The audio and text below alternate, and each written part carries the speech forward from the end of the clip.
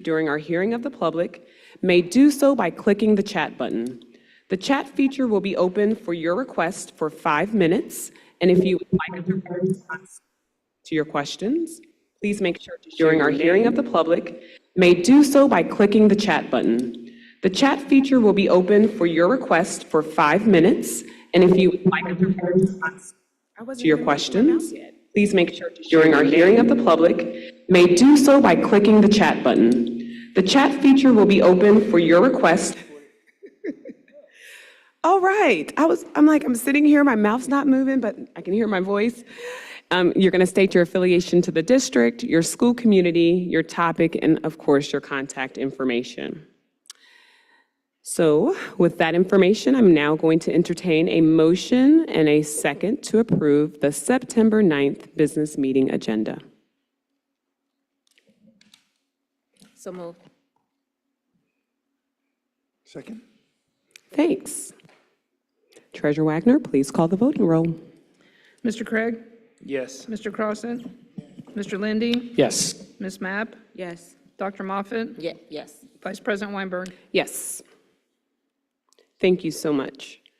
We're going to start and begin with Board Member Craig. Can you please update the board regarding the treasurer search and the RFP? I'm opening up the mic to you. So all of the board members should have received, and it's also on board docs, a copy of the proposed or draft of the RFP. Again, this is solely to initiate the process of finding a organization to assist with the treasurer's search. As we announced it, I believe at our last meeting, our wonderful treasurer, Jennifer Wagner, has decided that, she's had enough of us. And no, that she's going to retire and enjoy a lovely estate that we will all get chances to come visit. And, no more than 4 board members at one time. But we wanted to get that process started. What I would like to get some feedback on from folks is just, essentially when we would like to make this live, and then also kind of our timeline. So I think that's a healthy conversation point for us to at least get this started with. And then if approved, then we can go ahead and get it posted for folks to start submitting proposals. Thank you, Board Member Craig. So I'm going to open it up to any board members. Do you have any questions or concerns or need for clarification regarding the RFP process? And if you were able to, of course, check out the document on board docs.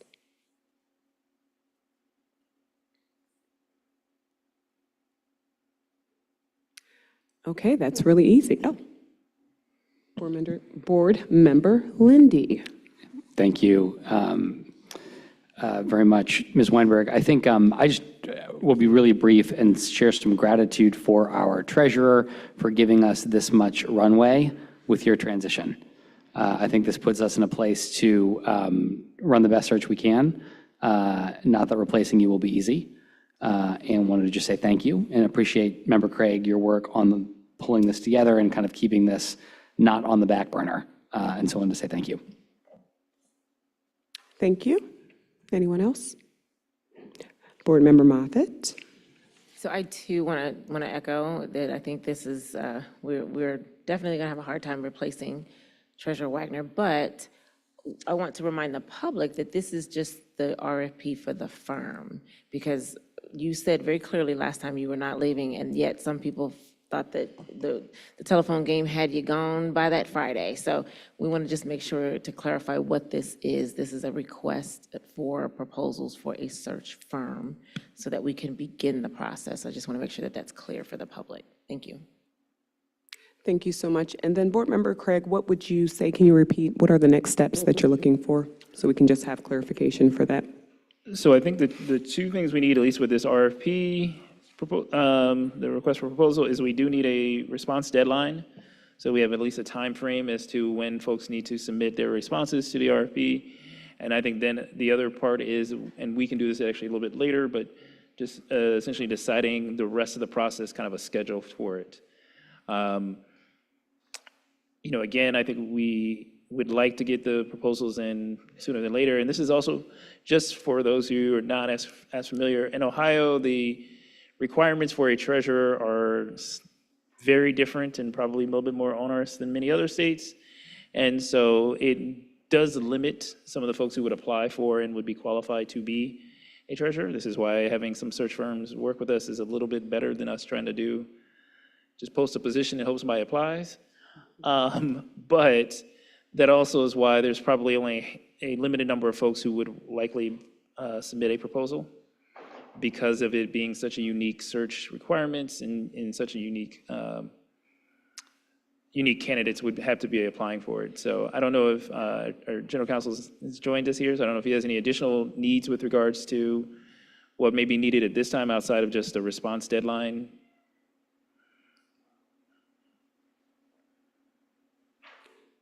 I think that's it. Thank you so much. Next, we're going to have Interim Superintendent Murphy. She will be presenting on schedule of presentations for student achievement and district instructional performance committee meetings. Thank you. There are a couple of slides that will take you through our proposal for sharing data around our goals and guardrails. On the next slide, you will see the following schedule that will start September the 18th. And it will run through June, covering all of the goals and guardrails. So we are proposing that these be discussed during the Student Achievement and District Instructional Performance Committee meetings on a regular basis. Thank you. Yes, ma'am. Board members, do you have any questions or concerns? Board Member Mapp?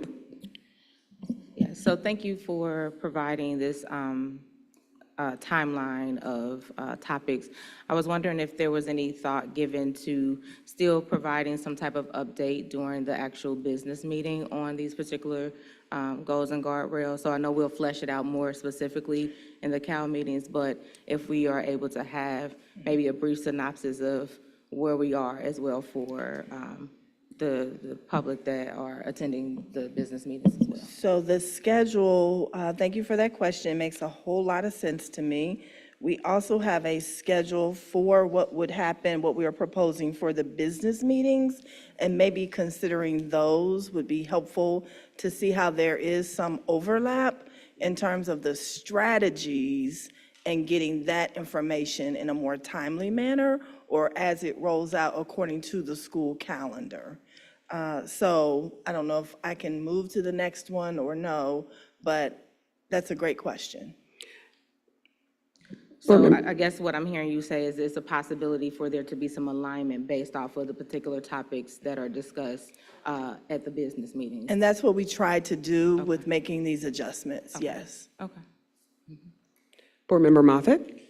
So I just want to clarify for myself and the public, are we saying that these topics that are on the screen, Rob, if you could stay on slide 3, starting with September the 18th, that is the only topic for the SACALs, which are the student achievement meetings for those that need it, or we will dedicate these topics to the student achievement meetings in addition to other topics as That's well? correct. Okay. These definitely don't have to be the only topics at all, but we do want to ask permission to have a focus and a better timeline for us sharing where we are with goals, with guardrails in particular throughout the school year. Gotcha. I'm all for us being a little bit more streamlined and focused about speaking directly about things that impact our students at the SACALs. I just also want us to have an opportunity to talk about things like discipline and other things that we are just as equally responsible for as well. So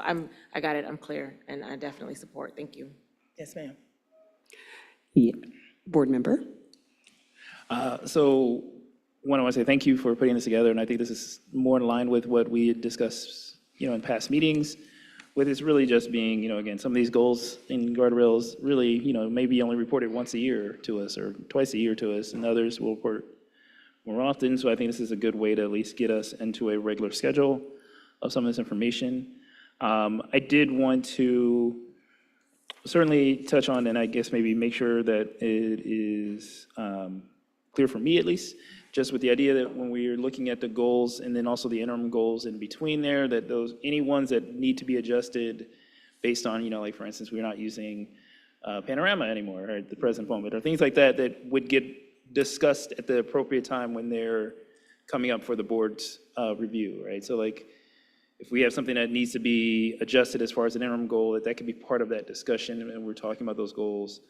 Or if there, for instance, we have far exceeded a goal and we say we need to maybe revisit, that those are also conversations that we could have at the time that those goals come up on the schedule. We would love that.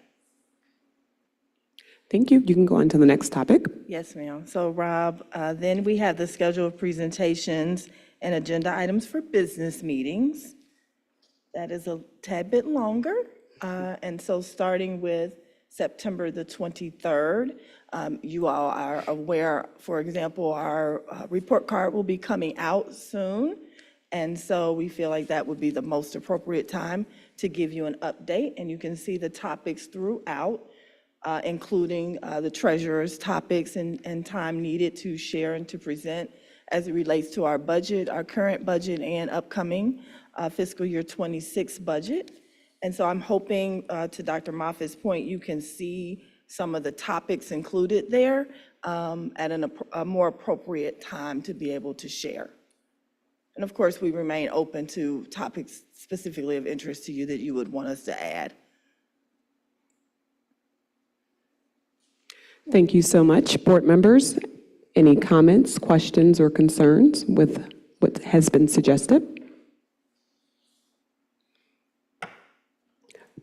Board Member Moffitt. So I just want to clarify, when we see growth update, is that where we would see the information about the progress of our middle schools and our Yes, ma'am. boundary lines?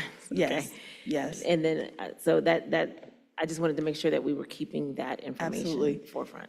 Great, thank you. Oh, and then where does the information go around the planning for the other district reorganization that we had talked about, that you had spoken So we're about? calling that phase 2. And so that is a part of those times where you hear what's going on as outlined here. Oh, so it's called Phase 2 in here? Yes. Or is, okay, is that under the growth?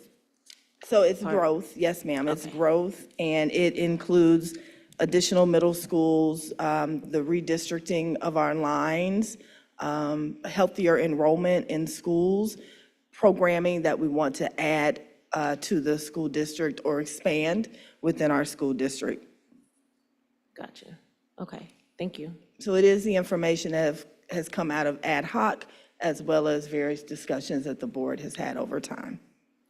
And my last question is, would it be possible to get inclusion of any engagement to the community that you are having in here as well? So that we Yes, could ma'am. kind of see some results of some engagement sessions or some whatever survey, whatever engagement we're doing with the community. Can we also have that? Yes, we do have an entire engagement schedule we would love to share with you. Okay. And that's going to be added to this as well? It's a part of the growth piece. Oh, okay. Okay. Yes. I got you. Thank you.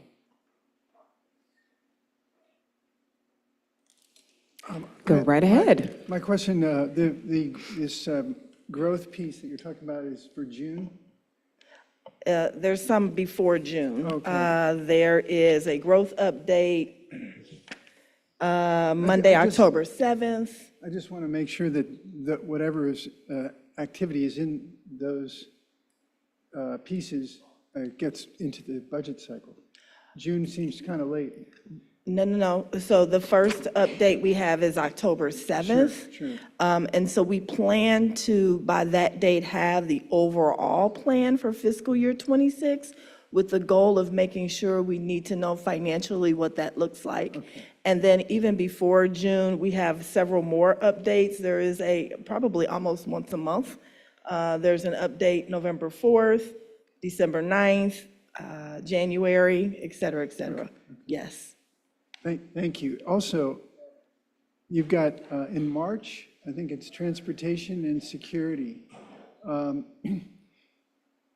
Timing-wise, is that too soon or too late, or why was the timing picked?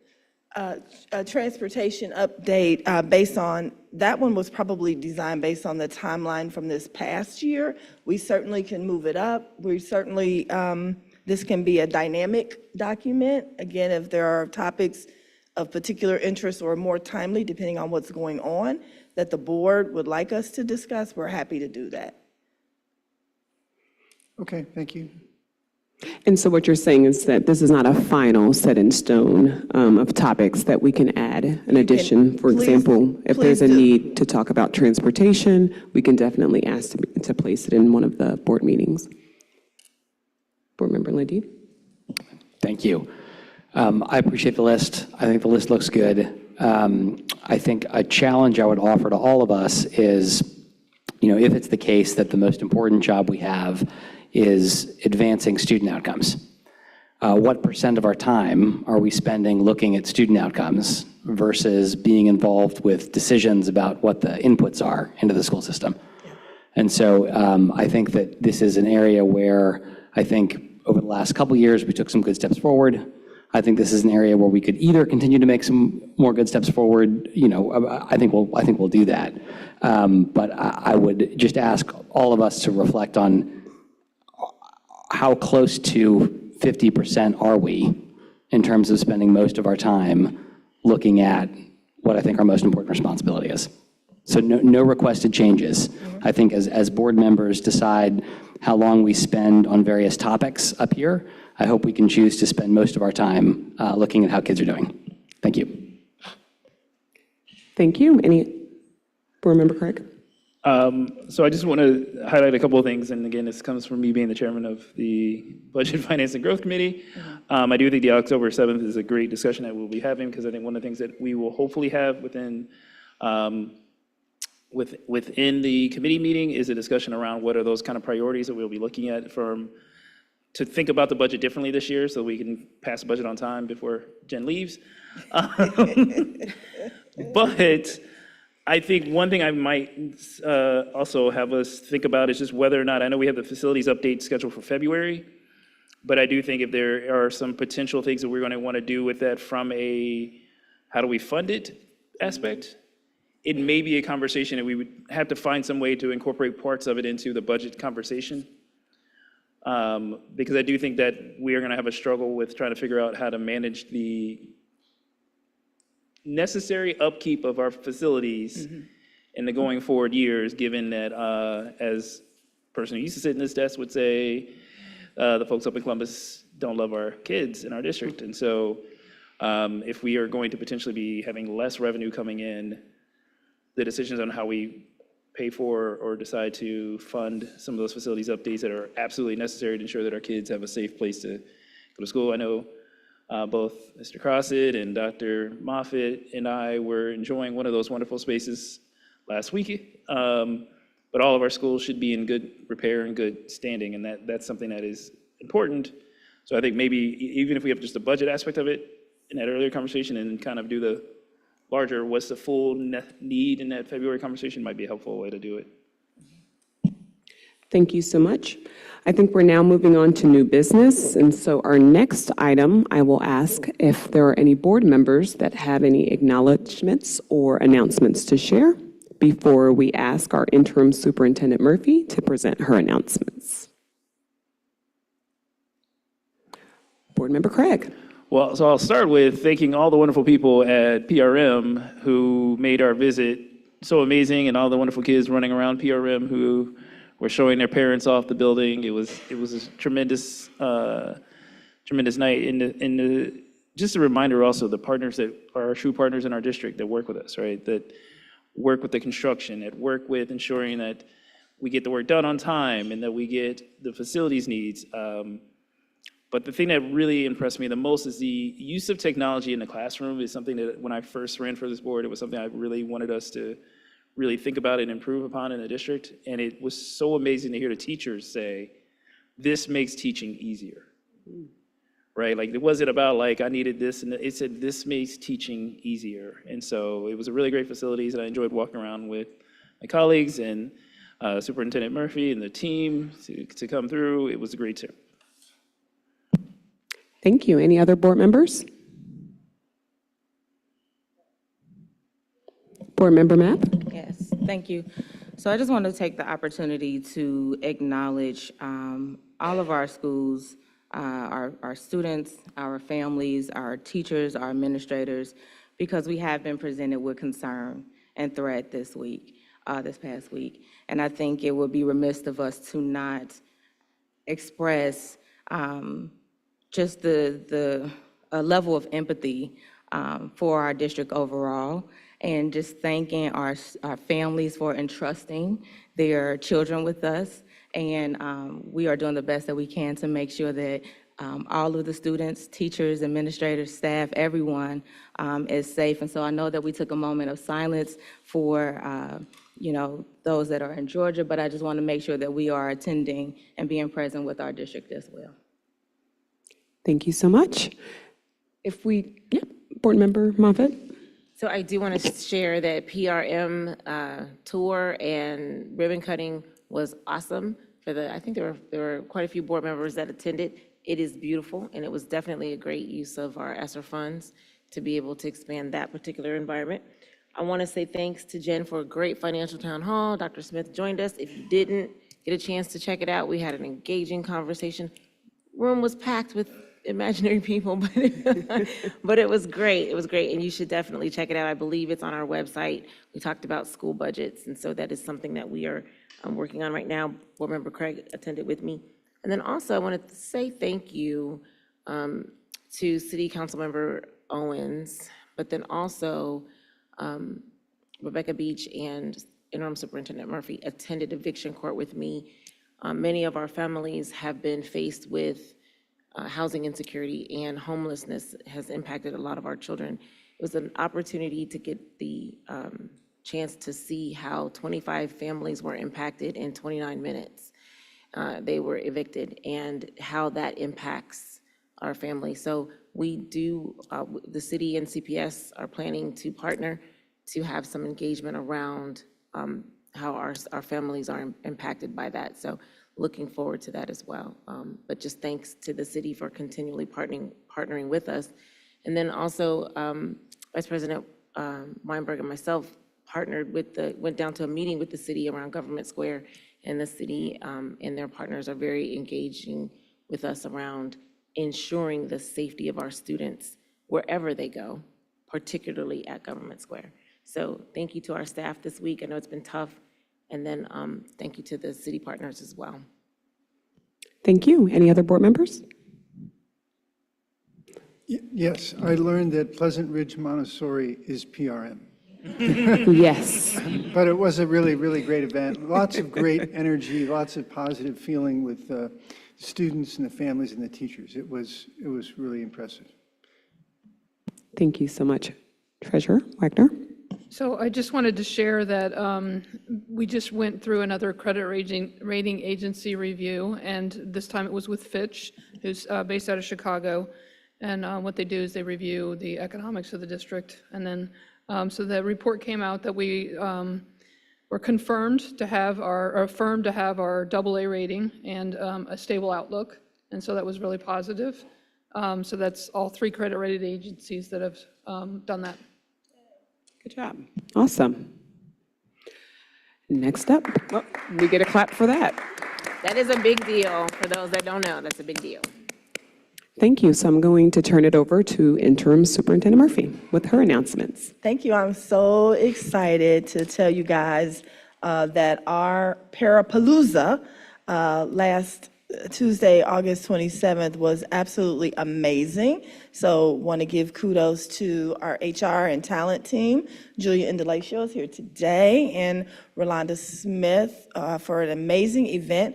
I think that one day maybe had about 30 or so people interested in joining us as a paraprofessional. I thought it was a great twist on how to get and recruit staff for our district. So congratulations to that team.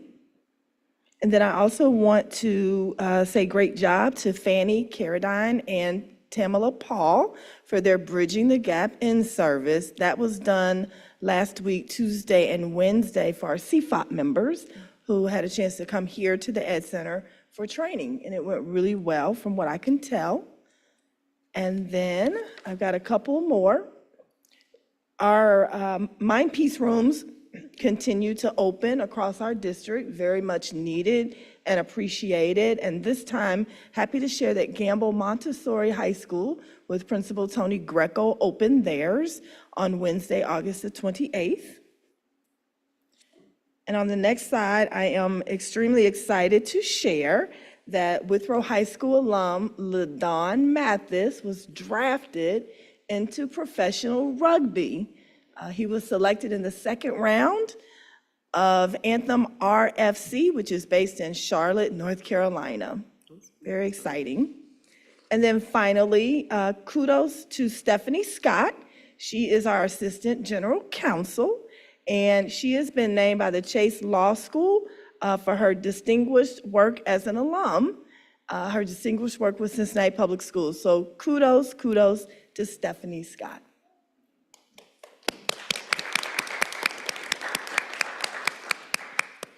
Thank you so much for providing those accolades, and I know we're definitely proud of our district. So now I'm going to provide direction for public comment. Each speaker will have 2 minutes and will address all comments to the presiding officer. If you are online, once a request to speak has been granted, you will be invited to enter.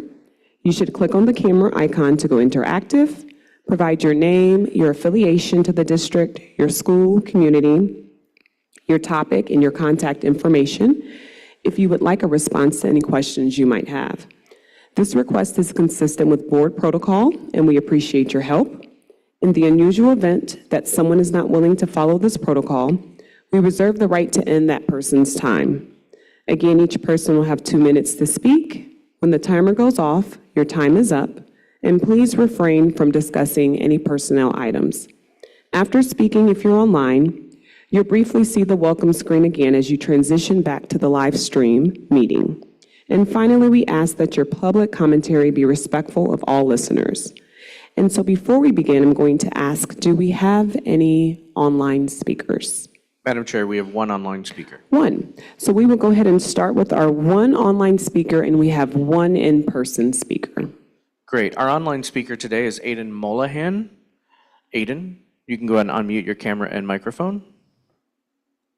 And begin when you're ready. Hi, thank you to the board for letting me speak here today. I've come to talk about the Yonder phone pouches and why they could be problematic for a multitude of reasons.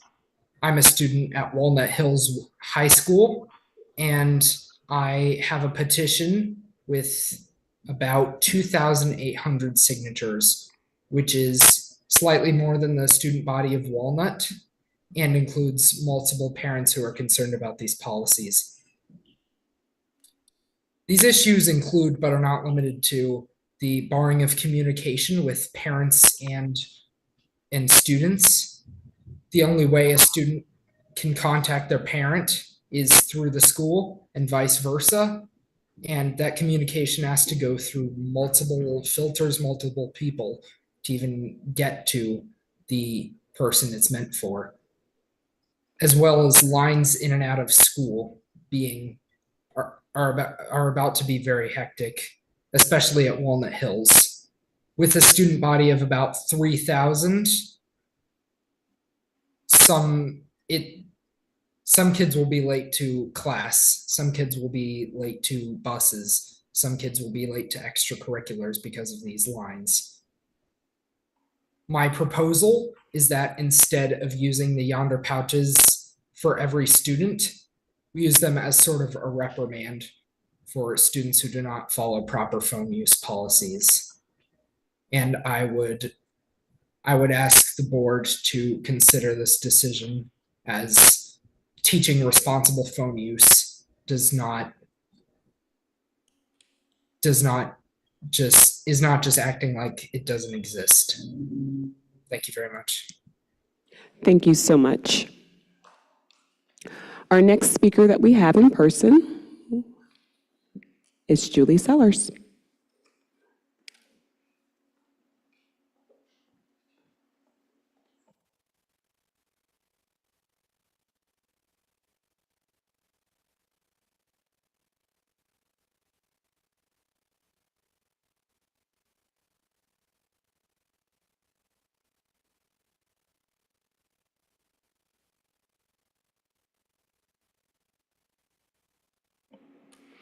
Yes. Okay. I just wanted to let you know that this coming Saturday, we are having a parent literacy event. We have 500 books that we're going to be giving out to students and their families. We have teachers who will be working with parents on how to build literacy within their household, and they will even have some practice read-alouds that the parents will receive books with the students. It will be students in pre-K to 3. It's going to be at Pleasant Hill Academy, and it will be from 10 to 12, and we will be having lunch for all of the students and the parents who attend. And the best part of this is, have you all heard of Stan Kennebrew? He is in the Xavier Basketball Hall of Fame, and he is also a former NBA player for the Detroit Pistons. He's from Cincinnati, and he's bringing in other basketball pros who are retired, and some other basketball players. So they will be with the kids, so that the kids, while the parents are having a literacy class, the basketball players will be in the gym doing activities that are literacy-based activities with the students. It should be a really fun morning. Everyone is really looking forward to it. But I just wanted to let you know, if any of you are interested in coming, you're all welcome. And hopefully it's going to be a great event with lots of families. And then secondly, I wanted to talk, I know that later this evening you're going to talk about career tech in some of our schools. And one of the things that really has me concerned is that there is a disconnect between the state guidelines and the federal guidelines. The federal guidelines go back all the way to the 70s, and they have not really been changed. Just recently, there's just one person from the state of Ohio, I heard, who's pushing for these changes. We are doing the investigation, and I've worked with OFT, so that way, before we make any changes, we actually know that there are changes that we actually have to make. And I would like, I guess, the legal opinion of, which guidelines do we follow when there's such a disconnect? I have been going out to some of the different DEM clubs around town, and one of the things that they've been saying to me at the end of my presentation when I ask for questions, they want to know about why is our superintendent still interim, and why isn't she being named as superintendent? And they all say that they want someone who is homegrown to Cincinnati, and they want someone who understands, because we've never had a superintendent in my lifetime who is from out of state who's ever been successful to make changes within our district. So as you are thinking and talking about this, I think it's something that you need to be aware of with the community of people who actually live here in Cincinnati, who pay taxes here in Cincinnati, and what it is of what their opinion is about this. And the last thing is, I'm hearing issues from some of the high schools that we cut all of the super subs, and there are schools who have not had subs picking up on a regular basis, and it's really causing a disruption to teaching and learning for students in those schools. Some of the schools have 10 sub openings for one day without anyone picking up anything, or they may pick up 1 or 2. There was one school in 2 weeks, there was only one sub who picked up an opening, and they were a no-show.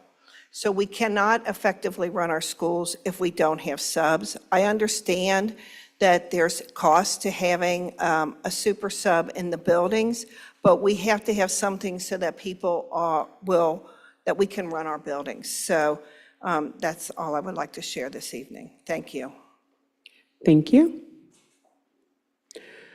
We are moving right along. Board Member Lindy, you have a resolution to introduce. Thank you very much. I'd like to share a little bit about the artificial intelligence policy tonight, but with the goodwill of Ms. Weinberg, I might like to invite Jeremy Gollahue to come as well, as he's been leading the team that's worked on this. Would that work okay? No. Yes, that's fine. Great. Jeremy, would you come join us for a few minutes? will be very nice. Thank you for the time on the agenda tonight. I think many people will know that all kinds of fields are being changed through the emergence of large language model artificial intelligence. Education is no exception. And many districts around the country, but certainly not all, have started to put in place some guardrails and some policy around appropriate and not appropriate use of artificial intelligence. I think that would apply both to staff and to students. And earlier on this calendar year, our policy committee asked if our technology team and our general counsel could put some thoughts together on what a model artificial intelligence policy would be. And so they've made, I think, a couple of different presentations to the policy committee. And even with their final presentation last meeting, if I understand it correctly, they then went and sought even more feedback from students, from others, and have before us tonight their proposed final. And I want to just invite Jeremy, who led that work, to share any key points he wants to make sure we know. Yeah, I'm just happy to share tonight that over the last year, there was an AI task force that met a handful of times, really to build and create a framework for the AI outlook of the district, which directly led to this policy that's before you tonight for review and recommendation. It really creates the foundational, I believe, steps that we need from a policy so that then we can take that to develop the further procedures and controls in place that'll allow us to move forward with a very strong implementation of some AI pilots, some AI solutions for both our staff and our students, and the technology, and what the technology could bring to us as a district in both, efficiency and student outcomes. So I want to invite certainly Ms. Mapp or Mr. Crossett, who were at the meeting last time as well, to share anything that they want to make sure our colleagues know about. Well, I wanted to thank the committee for putting in the time to put this together, and I think it's a move in the right direction, and it's important that we have an important topic for us to be addressing with policy. So I think before we go into sort of giving a little bit of comment, I think I need to get a second first. Is that correct? And then move into the discussion? Can you just say it one more time? I think I need to get a second first in terms of your motion here, and then we can go into comment and discussion? Sure, and I would be happy to make the motion. I don't think I've done that part yet, but happy to. On behalf of myself and our policy committee, we wanted to propose that the board adopt a new board policy, number 7540.07, on artificial intelligence, which is the version you all received and which is also posted on board docs tonight. And I will ask for a second. Second. Thank you. Now, do board members have any questions or comments about that? So I don't have any questions, but I will Board Member echo- Mapp. Oh, sorry. I will echo what Board Member Lindy, as well as what Jeremy talked about. We were really intentional about making sure that on a foundational level, we were focusing on the ethics behind AI, as well as making sure that there were safety and security and that responsible use of any type of technology related to AI. And so we've had intentional conversation. And again, I think it really helps to put the framework in place, because I do know some of our schools and some of our classrooms are already using AI. So wanting to make sure that we're just safeguarding how we approach this new level of technology. And so that's pretty much all that I would have to add. And thank you for going to get that additional feedback, because I do know that was something that was brought up, to make sure we're covering all bases with teachers as well as students and their response to it as well. Board Member Craig. So I wanted to kind of highlight a couple of things that I think is really important about this policy. And for those who don't actually, who are not familiar or has not seen the use that AI can be, it is a really tremendous helpful tool for those students who have disabilities, specifically around allowing them to be able to have information be edited and reviewed or modified to put it in more friendly language. And then especially with some of our younger students who may be learning challenged and have different aspects of what they, putting something in a scenario in which they would understand better so they can process and fulfill that information is a difficult task. And using some of the AI tools to do some of that work within the class to supplement and assist is a great tool. I know also for students who have processing and other areas of concern, having a tool that would be able to gather information and really put it in a framework or a transcript of what they were experiencing to help them note take and that type of thing is a great tool within the classroom. I think this is just another example, though, of one of the beautiful aspects of using technology and becoming more innovative in our classrooms is that we are able to better assist our students in learning. We are able to allow teachers to have more dedicated time towards education in the classroom and less of that time being spent trying to figure out how to come up with the 35th way of doing something for the students when there may be tools that allow them to expedite that process a little bit. So I appreciate the time and effort spent on something that is such a part of education right now. And I know it's part of the national conversation so much as to what is the effective use or what's the right use or right amount. And to have a policy that at least gets us in that framework of having that discussions seems really important. Thank you so much. Board Member Moffitt, and then I'll go to Board Member Lindy. So I think this is a super important policy, one of which many of our colleagues across the nation are grappling with as well. So I'm glad to see that we've not only come up with something as a potential template, but utilize student voice and hopefully staff voice as well in devising this. I do have a couple of things that I didn't see in the policy, and I'd like to maybe have this looked at for addition or at least further explanation.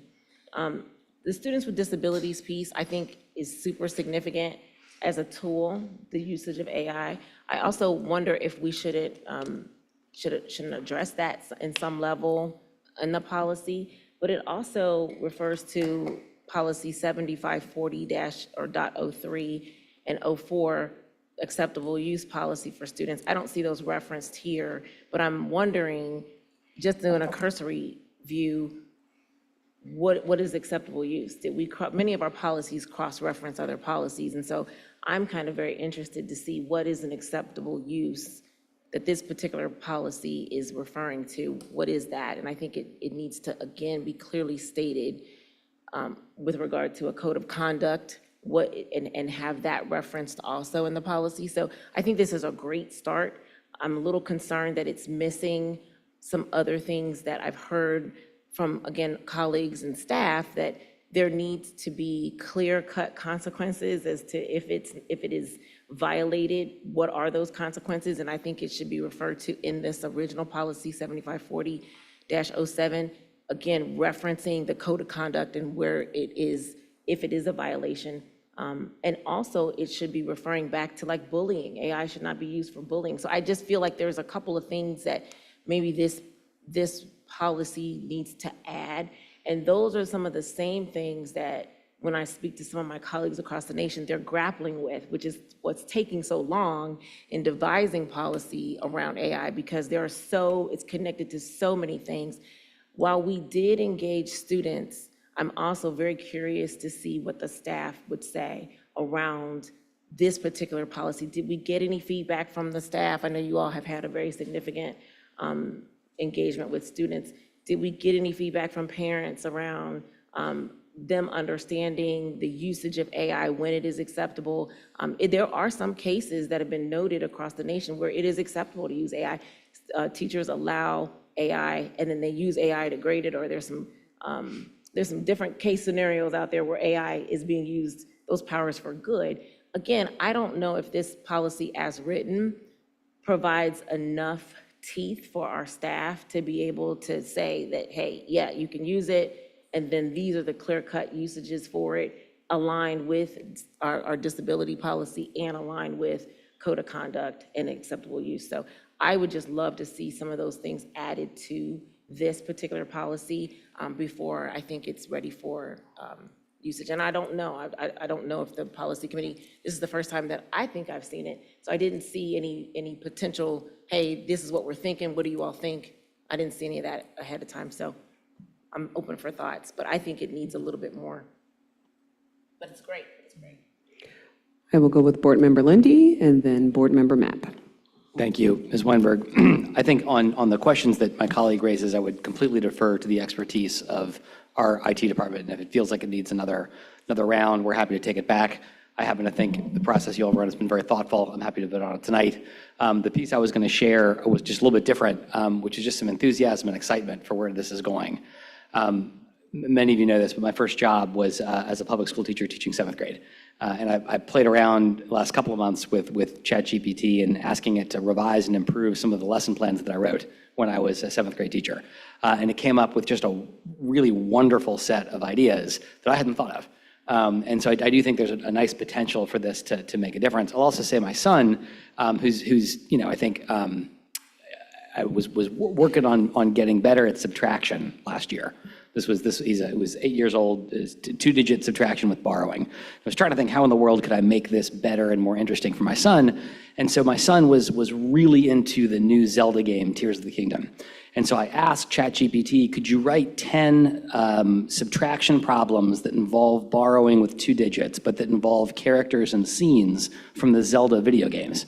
And it spat out this incredible set of problems involving rupees and involving Ganon and involving the Master Sword, And so I think what I like about the direction this is going is that it invites creativity and technologies in ways that benefit kids. I think that's outstanding. I also think there is no substitute for human judgment. I made reference to this in the policy committee meeting, where even in that meeting, it was spitting out information to me that was wrong, just factually incorrect. And so I like that this policy is very clear that there is no substitute for human judgment, and says that's a responsibility of being a staff member. It's something we need to teach our students. So I'm excited about this direction. I'm happy to vote on it tonight. I think if it feels like there's more work to be done, happy to take it back, but want to say how grateful I am. Thanks. Thank you so much. Board Member Matt? Yes, so thank you to both of my colleagues, and I just wanted to highlight what Board Member Moffitt discussed. Thank you for pointing out, right, having an additional lens to say these are some very important things to consider. I think we did try to outline that in the appropriate use section, but again, like you said, having specificity around it can be very helpful. And I believe also, Jeremy, correct me if I'm wrong, that will be something that we further flesh out in like the procedures aspect of things in terms of, this would happen in the event of, right? But in terms of the appropriate use, we're trying to capture this is what, harmful use of AI would look like and things of that sort, correct? That is correct. Okay. And so also to your point, we did, I think, yes, have the thought of bringing it to see what the board members all thought, right? And to get your input so that we could take it back if we needed to do additional work on it. Thank you so much for the discussion. So then I have a quick question. Since there has been a request to kind of go back and reword some things, would we then not take a roll call for this? Right, you just table it. Okay, we will table it. Thank you. Thank you so much, Board Member Moffitt, for those suggestions. So we will table that. Do I need to make a motion to table it? I think I think because he made the motion, he can make a motion to. Yes, I think what would come to me is whether it's whether I want to call the vote or not. I'm happy for us to take it back. I think my request would be, could you send me an email or could we chat for a second after about, I want to just make sure I have each of the concerns down. That way when we bring it back, we've made sure they're addressed. Sure. Thanks. Is that good? So Mr. Lindy's withdrawing his motion. I think he is. Thank you so much. All right, we are going to move on to our first presentation of the evening, and we have Mr. Rudnick, who will be coming up to talk about School for Creative and Performing Arts. And Vice President, Dr. Rudnick is also going to be joined by Principal Owens, if that's okay. Thank you for jumping in with that information. They are going to tag team up here and give us some great information. Welcome, welcome, welcome. Thank you. Good evening, board members. Good evening, Interim Superintendent Murphy. It's a pleasure to be here. Recently, the School for Creative and Performing Arts was awarded an exemplary designation by the Arts Schools Network. That designation, absolutely. That designation is good from 2024 through 2029, so for the next 5 years. The Art Schools Network is a consortium of art schools, both public and private and charter, around the country. It doesn't take a whole lot to join to be a member, but it does take a lot of work and a lot of effort to receive the exemplary designation. And only 11 schools were awarded that designation this year. So kudos to the School for Creative and Performing Arts. I will just briefly tell you a little bit about what goes along with that designation. I will say that we all need to make sure that we showcase and we highlight all the amazing things going on in the arts at SCPA and around the entire Cincinnati Schools District. There are so many amazing things going on right now, and our students are doing incredible work, absolutely incredible work. So there will be an upcoming article in the Art Schools Network newsletter. There already is recognition on the Art Schools Network website. There will be recognition at their annual conference coming up, an annual awards ceremony. The Art School Network will put out an official press release and release it nationally. SCPA will receive an engraved award presented at the annual conference. I certainly hope that Principal Owen can go to that conference. He should be there. Use of the Art Schools Network Award winner logo, and they get a conference registration discount. It's such a gem in Cincinnati to have a school that is focused on artistic accomplishment, artistic study, and in so many of the different artistic areas. So not only do we highlight our actors in front of the stage, we highlight the people that make it happen behind the stage. Lighting, scenic, costume, okay? Not only do we highlight the jazz program and the orchestra and the wind ensemble, but SCPA has a wonderful harp program, the only harp program in any CPS school or in Cincinnati.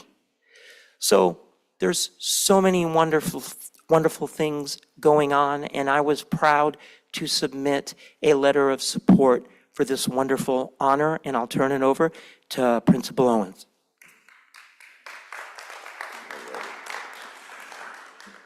Thank you, Dr. Rudnick, and to board members, interim superintendent. It is an honor to represent the School for Creative and Performing Arts and be recognized. This is actually the second time that SCPA has been recognized for the Art School Network's exemplary art school. We first received the honor back in 2018, and that elapsed in 2023. And at that time, myself, as well as other colleagues, accepted that honor. SCPA is actually a founding member of the Art School Network, so we have long history with the organization.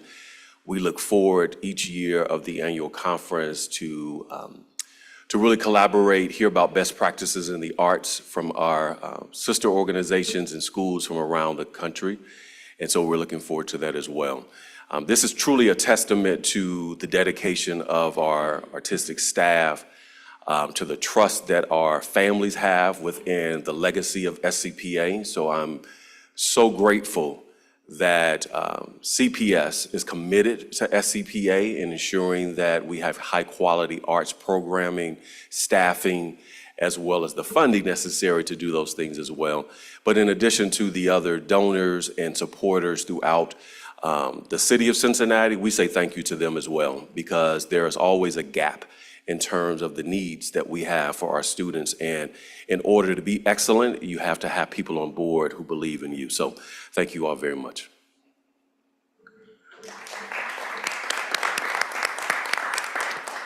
Thank you both so much. Do board members have any questions or comments for them? Board Member Moffitt. Of course, I have questions. So I just want to understand, I was listening, but I want to understand, the Arts School Network, is that state or national? National. That is national. So can you tell me approximately how many schools, because I heard you say public, private, charter, how many schools are in the Art School Network? Would you reference that? I would have to get that information, but I would assume that virtually, I'd say 48 of the 50 states in the United States have at least one art school, and several, of course, New York, California have have quite a bit. So I'm sure the membership is, north of about 250. Okay. So I just want to recognize and have you all repeat that so that our public can know the competition that we're up against. And you all are nationally now recognized as one of 11 schools nationally recognized by the Art School Network. Congratulations to you and your staff and all of the students that are there. That is an honor. Thank you. I'm going to clap you up one more time. But please clap me up.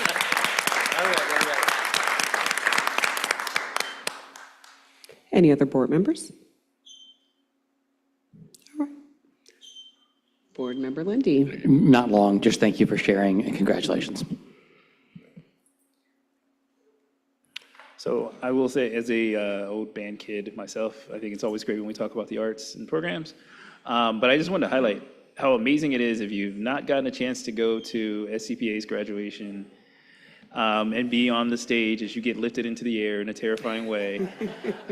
It is probably one of the most fun, one of the more fun graduation ceremonies. But the thing that was really impressive to me, and I think this is the thing that touches to what you all do with arts, is the kids who started very young age, who've gone all the way through and then graduate. They know all these teachers, the teachers know them, they have special relationships with each one of them, so when they get to graduation, it is like, not just that they graduated, but it's like, we did this, right? Like, we made our way through that. And I think that's one of the touching things that I saw at the graduation, because it was so many of the teachers who were sitting there going, I remember when you came in and you couldn't sing at all, and now we got you singing wonderful, or like, you were so shy and quiet, and now you're so, outgoing and special, and like these things that they were very proud to see. So in addition to rising up and then being lowered back down, which is also probably the scarier part, is being lowered down than going up. It is still just a great time to, again, remind us how much our teachers invested in our students from early ages all the way through. Any other board members? Board Member Mapp. Yeah, so I just want to highlight the fact I know how important the arts are. My daughter is actively involved in arts through playing the violin as well as dance and drawing and all of the things. And so we know how much of a positive impact the arts have on education. I've seen my child grow, and I know other children grow, in terms of their leadership and just being a well-rounded child. And so thank you for the work that you are doing and exposing our students to the art and helping them build their craft. And I just want to say congratulations on such an amazing accomplishment. Thank you so much. Let's give them one big round of applause. Thank you, thank you. All right, our next presentation will be presented by Interim Superintendent Murphy. Yonder pouches. Yes, and actually, we will have from the Office of Secondary Education, our interim assistant superintendent Randolph is going to do the presentation. Here she comes. Welcome, welcome.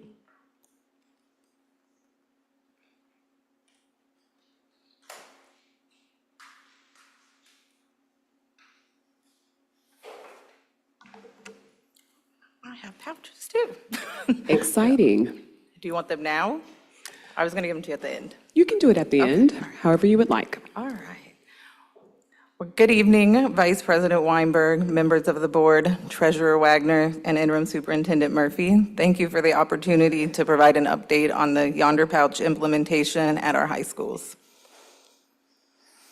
So since purchasing our Yonder pouches in alignment with House Bill 250 and our updated board policy around limiting cellular devices during instructional times, we started the school year when principals returned with professional development.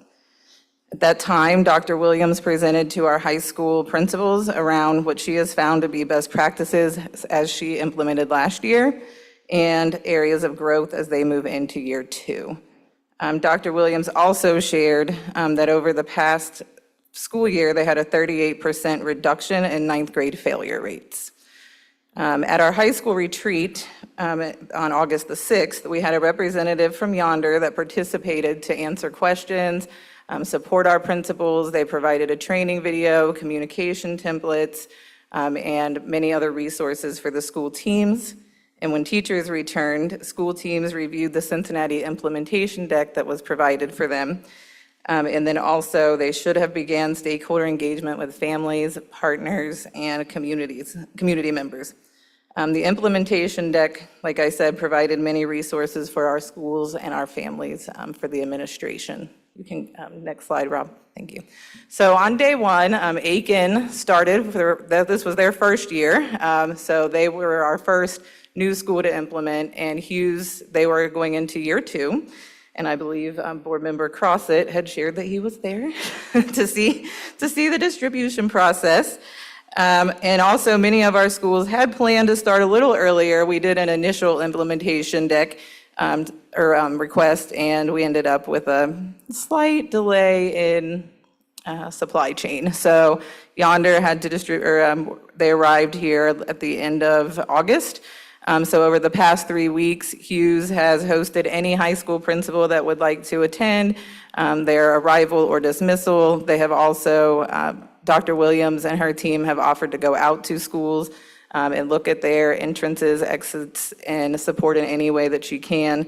So kudos to Dr. Williams because she has been a champion for us. We also have, as of today, other than Walnut, all schools should have started their implementation. So many rolled out last week. Today was Schroeder. Woodward did part 2. They did a small part last week, and then they implemented the second part this week. And Walnut is expecting to start on September 30th, but we are still working with them around just the amount of students, entrances, exits, and all of that piece. So also thinking about next steps, we asked each school to create an initial implementation plan, knowing that we will have to learn, grow, and make adjustments as possible and as needed. So we did, those were due to me today and to the PBIS committees. So those are in now for most of our schools. So we can go to the next slide, Rob. So after some initial implementation, we realized initially we thought about it kind of being like school driven, but we do need some district-wide, alignment. So we can't have a school that says, oh, if you break it, it's $200 and one that says 30. Just the cost is 30 because that's just the cost. And then also we know that we do not want students to be removed from school as this is supposed to, assist students stay on track. So all schools should have a policy in place that if a student turns their phone in right away, like I know I talked to Spencer this morning and Nina said we had 30 kids that didn't have their pouches today, so they just turned them in and then they gave them back at the end of the day. Also, schools are supposed to have a plan where any time a student can use the phone, they have been told that there should not be a reason that they can't go to the office. If I need to call mom, I need to notify my teacher and I need to be given a pass. Like a no-ask policy has been put in place at the school level. So that way students have access to contacting parents, family, or whoever they need to. We've also talked about working in collaboration with counselors, school social workers, and mental health partners to provide support because there have been some addiction, cell phone addiction needs, so we've talked about that, and also talking with MindPeace about how to support that. We've asked school leadership to collaborate with ILT, LSDMC, parents, other groups, community partners to provide resources and replacement activities during downtimes, lunch, or other times that students might be able to do things like play games or, just modeling or working together to talk about situations together. So I know last year Hughes did a big game drive and they got hundreds of games. I know some of you probably even donated as well because I remember Dr. Williams sharing that. Also, like I said, making sure that the limited cellular device is in the PBIS plans and one plan so that we can monitor and make adjustments as needed. And part of the implementation plan does have school teams talking about how they're going to evaluate what's working, what needs to be changed, and how we're going to move forward. We also, in light of some things that have happened over the past week, we met with Yonder on Friday to talk about how to incorporate the Yonder plans in our emergency response plans, meaning that schools should be able to quickly open phones as needed, or also like thinking about a fire drill, making sure that you have a magnet in bags so that school or students can unlock their phones once you're out of the building. So we have asked schools to update with the emergency management plans, and I've shared with William Bell the communication that has been given to me from Yonder around expectations to ensure that students have access as quickly as possible to phones when needed. So next steps, like I said, Walnut Hills, we're still working on an implementation plan for them, reviewing the implementation plans that were submitted today and adjust as needed, determine needs by school and support the best way we can. Friday, some of the schools said we could use more Velcro pouches. So the Velcro pouches are typically used for students that have a medical need. Their phone is connected to like a diabetes tool, or maybe they have some other reason that they need to have access to their phone more frequently. So that has been a need. And then also working with our CTE school programs, career tech programs around building stands, because the magnets don't come on a stand, but what we have seen is it's very easy if we can get them on a stand. It makes the process a lot faster to unlock the phones at the end of the day. Developing systems of continuous improvement through PBIS and ILT, which is something that I mentioned prior, and creating school-based supports for students during non-instructional times. And most recently, what came up was two-factor or multi-factor authentication for the CCP courses. So sometimes if you're in a college course, many of you probably know, you have to say, hey, you have to do like a duo push or something to your phone to say like that you're on your computer and it's actually you. So that has recently come up. But we did receive one magnet for every 60 pouches. So school teams should be looking at how they can allow teachers to have access. So this one that I have with me is a handheld. So there are schools received these. So if you might make sure that your CCP teachers have one or that your team lead has one. So Jeremy and I are thinking about it more creatively, but right now you do need two devices. So it's not like we could put an app on the computers. So that was something that we had thought about, but then that doesn't really align to what we need. So that's just something, but we do know that schools can unlock the phone if they need to. For students to use for instruction if it's something that's happening. Some of our programs, students need to use a QR code or things like that. So there just needs to be a school policy that allows teachers to unlock as needed. So thank yous, because we have a lot of people that have really helped out. We have parent groups, students, partners that have provided support. I know that we have one PTO that did build stands for their school, so thank you to them. Thank you to the school staff and leadership for going above and beyond, because really, this is something that's really heavy around community and school and staff engagement. So we really want to make sure that everyone is on board and everybody understands. So I really appreciate our school leadership, our teachers, and all of our school staff that has really thought about how to make this work in the schools. I want to thank the Euler Media Arts Program, because they made a really amazing news broadcast about the expectations, and they've been sharing that on social media, so that's kind of cool. And then I did already shout her out, but Dr. Williams for her continued leadership and support of our high school principals. And I have one that's not up there. Mr. Yates called me Friday and said that Woodward Construction would be willing to make any school that needed them the stands, as long as, he just knew how many we needed. So we're working on getting an order. So shout out to Woodward Construction Program. questions for me? All right. I will Well, pass these out. to you. yes, thank you so much. I have a couple of questions and I have a couple of comments, but I'm going to go at the end. I'm going to open it up to my fellow colleagues, but I am excited to have this presentation because I think it was really important as a board member getting so many emails of concerns from parents and now hearing it and actually having the public be able to see how they work.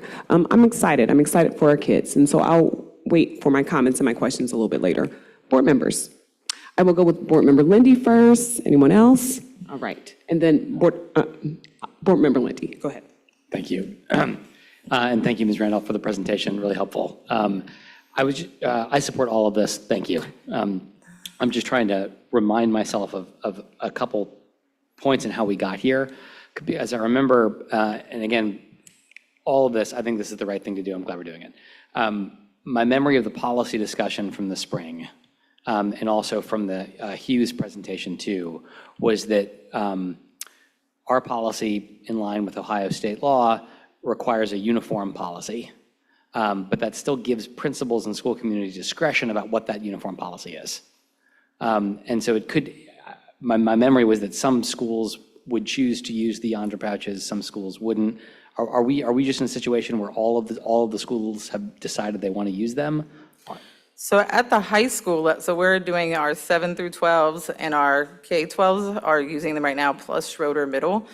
They did request to. So initially, we did a survey asking.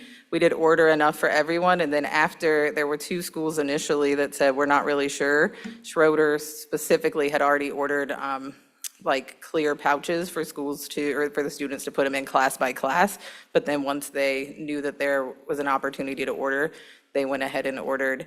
And then Walnut, initially it was not, but they then from the leadership said, we actually do think this is what's best for the students. So over the course of a couple months, every single school that serves high school students has decided that this is a practice they want to have in place in their school. And the initial survey, all but 2 did say yes initially. So And we then first since then we've surveyed, got the yes. okay, that's Since great. the policy, yes. That's great. I appreciate that. Thank you. Thank you so much, Board Member Moffitt. And then I am going to need to unlock my phone. Oh, I'll have to. After class, Mary, after class. After the board meeting, Vice President Wyman. So I am just really, I like the Yondr pouches, but I have a lot of things going on in my head. But the one thing that you said that I want to make sure that we highlight is that Hughes, Dr. Williams shared that Hughes experienced a 38% decrease in ninth grade failures, which aligns with the governor and his entire initiative around this House bill and decreasing phone usage for students. So we know that it works. We now know that it works because we've got the data. I also want to invite the community to drop off a game to your nearest school because that's expensive, but old school games like cards and Uno and things like that work. So if you're near a school, drop off some of those because one of the kids came to me and I asked him, I said, well, how, this is gonna help you. He said, well, we need to be on social media during lunch. I said, well, it's socialization. And he said, but that's social media. I was like, no. So they need to get a realignment of what social means, and it doesn't have to include the phone. So I'm super excited about that. I do have a couple of questions. Is it possible with regard to two-factor verification to use email instead of the phone number? To do, like, instead of it texting you something, can they just have it via email? Because our students are super smart, so they may say, hey, I have to get my phone in order to have the two-factor. So can we consider that? Also, can we talk about evaluating the students quarterly or monthly on what they think about it, just to get the data, to see the progression over time? Hey, how do you feel about the Yondr pouches? I don't know the questions, you all do. Sure. Any anxiety issues, so that if we can see that it's going down, or if we can see that maybe there's heightened, maybe they're good in the morning, but they're not good in the evening. If we could get that data monthly, have you all come to Health and Safety even, for the rest of the year, just even quarterly, to see how the students are faring. Just a couple of questions so that we can see that over time. That would be great. The other thing I wanted to ask about is, what does our code of conduct say?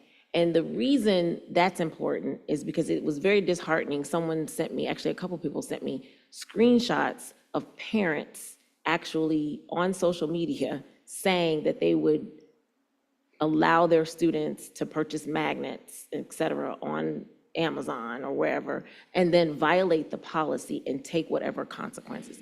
Not only is that disheartening for a multitude of reasons, but I think we need to make sure that parents and students understand what the consequences are if they do that, if they do these things. So did we put anything in the code of conduct that we can reference parents back to, that we can reference students to, so that, I know Dr. Williams at one point talked about if it's an accidental violation that you just, you forgot, your phone went off, that's one consequence. If it's intentional that you put a non-working phone in it, that's a whole other consequence. Where is it that parents can be directed to, I'm assuming the code of conduct, that may be my error, so that they are clearly understanding what the violations are and what the expectations of them if they violate that? And then do we need to make that school level? Do we need to make that district level? What do we need to do as a board to provide teeth for the staff and the schools to implement this policy that we're saying? So I know in speaking with Monisha House, the director of our Positive School Culture, she and I have been meeting about how to kind of marry the two to make sure that it is in there. So right now we focused more on the SEL strategies. Her team's been putting together tools for teachers, but we did agree that, and this has been shared with principals, and so far they have all been in this space, that like if it's similar to what you said, if a student forgets and they turn it in, so there's like a station at the beginning, like at the opening of school, at all of the schools so far, that it is not any type of a punishment. They just turn their phone in and they get it back at the end of the day. However, I'm in alignment with normal policy. If a student does have the phone out during a time that they should not, then the parent picks the phone up at the end of the day. So that is right now the current practice that everyone is using. All principals actually had that in their implementation plan, that it would be a parent or caregiver pickup at the end of the day if the student had it out without it, or without permission, or had the wrong phone, or was caught with the phone. But we have talked about where do we want to get that into the code of conduct and where do we exactly want that to align, but it's not quite in there yet. Okay.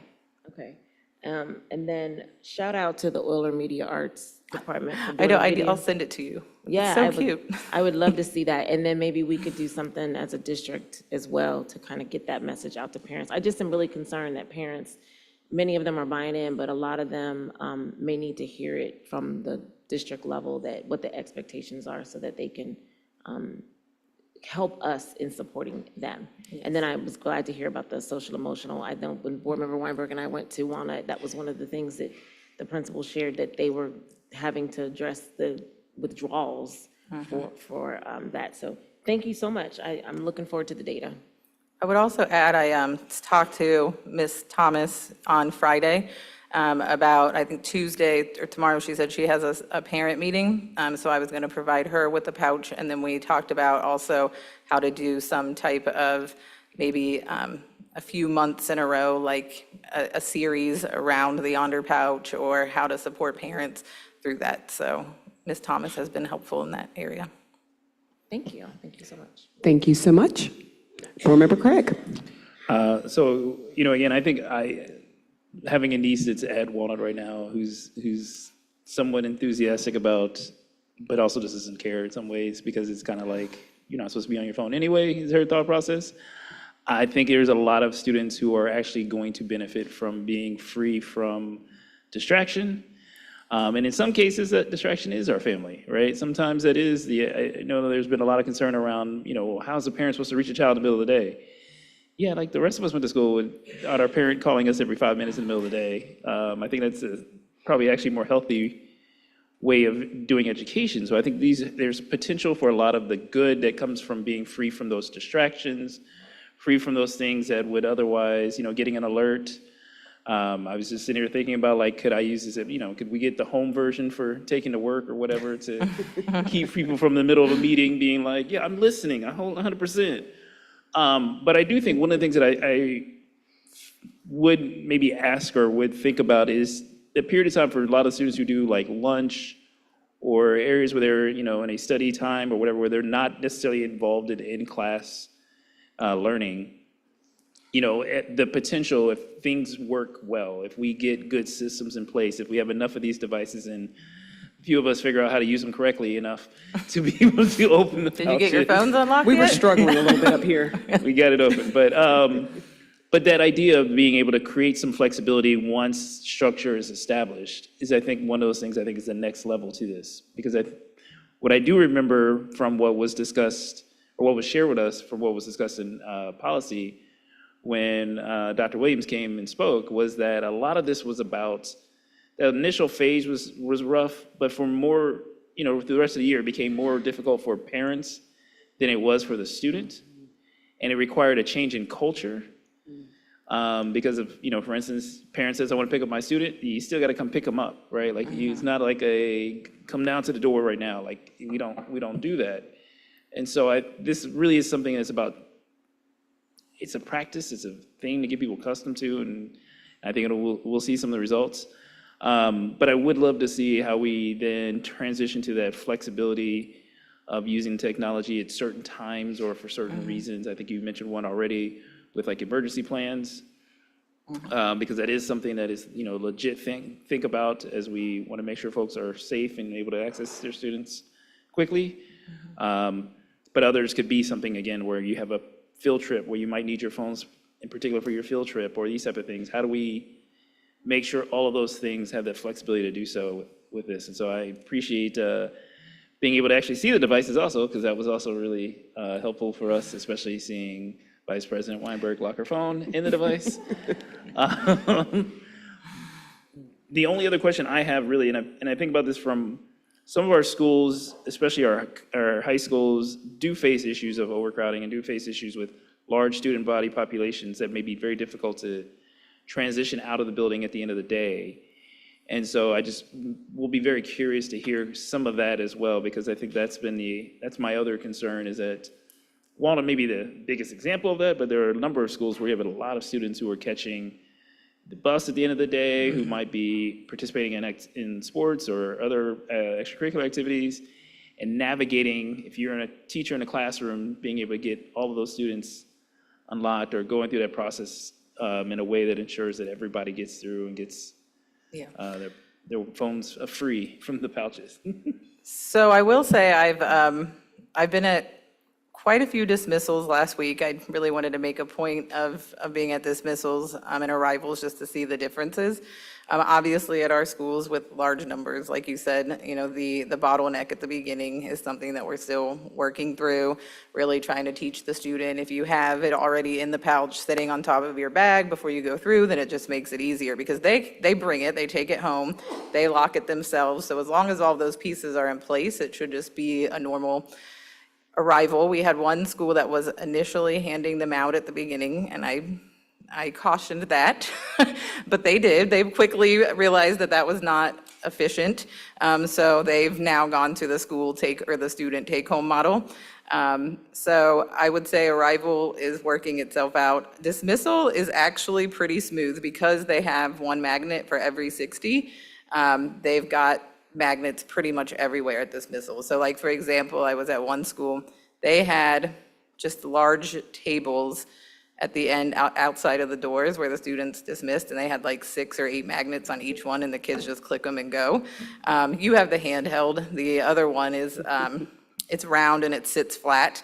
So it's, they just kind of click them and go. I've heard teachers yell things like, "Woo, we love Yonder." And I've heard students go, "Woo, I have my phone back now." So, I mean, they get it done pretty quickly. You should be able to, just one person should be able to unlock 30 devices per minute. So it's a pretty quick process.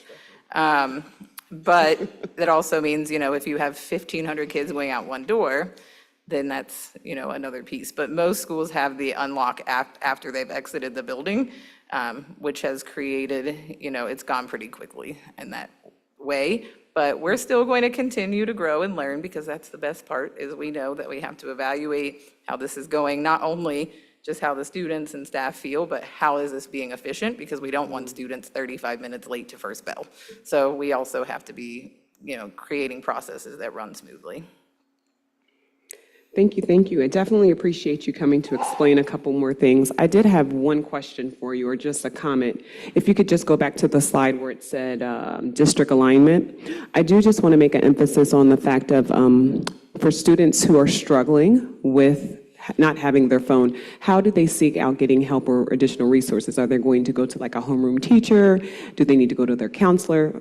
And will they know this ahead of time in terms of how they can be helped? So all of the schools are doing like an expectation / well, prior, now they should have all done them except for Walnut has actually done some already.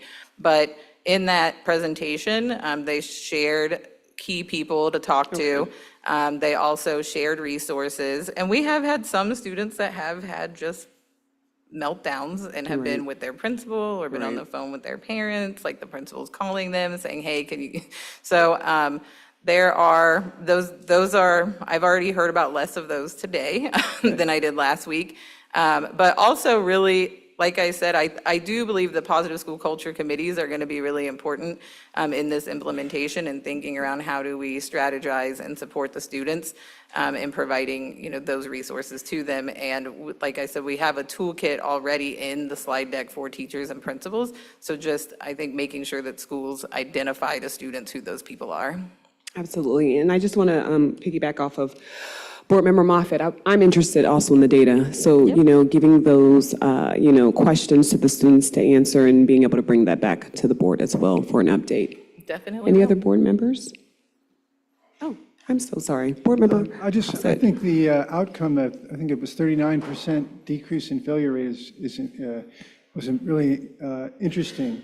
And is there a way to continue to track that and to understand how much the Yonder pouches contribute to success versus maybe other things? But I think that could be very helpful, having that data, especially in the early use of the Yonder pouch. So, I mean, I love the result, but let's make sure it keeps going. Sure, definitely will. Good point. All right, anyone else? All right, thank you so much. I'm excited. All right.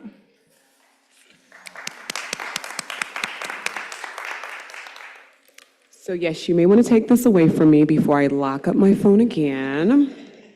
All right, we have coming up next a presentation by Mr. Turner regarding career technical education update. The mic is yours.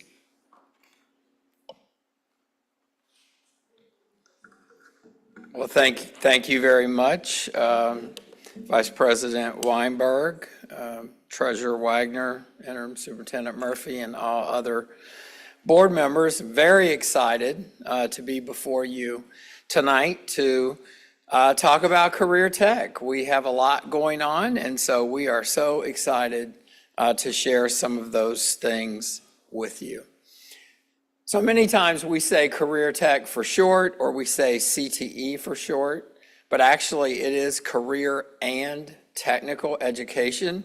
Many times we gloss over that, but the work that is done is very technical in nature, depending on the pathway, whether it's agriculture, IT, or whatever it may be. But there's also a huge career component to that, and you will hear a lot about both of those tonight. Just to give you an idea of the career tech footprint in our district, we have career tech in one form or another in 15 high schools. We cover 15 career clusters. The only career cluster that we do not have a pathway in right now is transportation. We are working on that, though, with automotive. And you will hear a little bit about that later. A career cluster is an overarching pathway. An overarching name, like, for example, agriculture is a career cluster. but within each career cluster, there are distinct pathways. And so we have 24 distinct pathways across the district. Last year, we had 2,500 students in at least one career tech course. And we also had 600 graduates who were considered concentrators. President Sellers alluded to earlier the difference sometimes between federal and state when it comes to career tech. This is one of those things. The U.S. Department of Education, because it is in federal legislation, there is a definition of concentrator for career tech. And what that means is a student who has completed at least 2 year-long equivalent courses. That is a federal definition. Out of all of our graduates last year, we had 600 who met that definition, and that is extremely important when it comes to data and how we are held accountable. Additionally, with the CTE footprint, we have 70 career tech teachers spread over those 15 high schools. We also have 3 paraprofessionals. Those are strategically placed in pathways that have a high incidence of students with disabilities or English learners, or maybe it's a pathway that is in a very unique circumstance. For example, the Zoo Academy has a paraprofessional assigned to them because they are not on Hughes main campus. They are there at the zoo, and they really need the additional assistance to meet the needs of the students. We have seen year-over-year increases in career tech professional development. We all know that our district does a wonderful job giving professional development days at the beginning of the year and throughout the year. However, in career tech, we have worked really hard to offer additional hours of professional development, particularly to anyone who is new to teaching in career tech.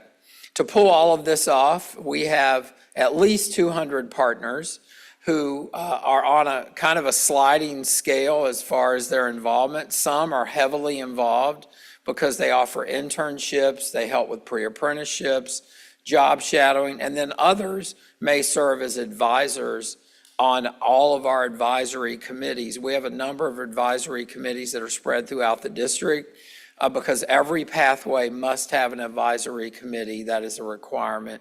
And then we are proud to say that we do have a diverse teaching staff in career tech. You may be wondering, what is our student makeup in career tech?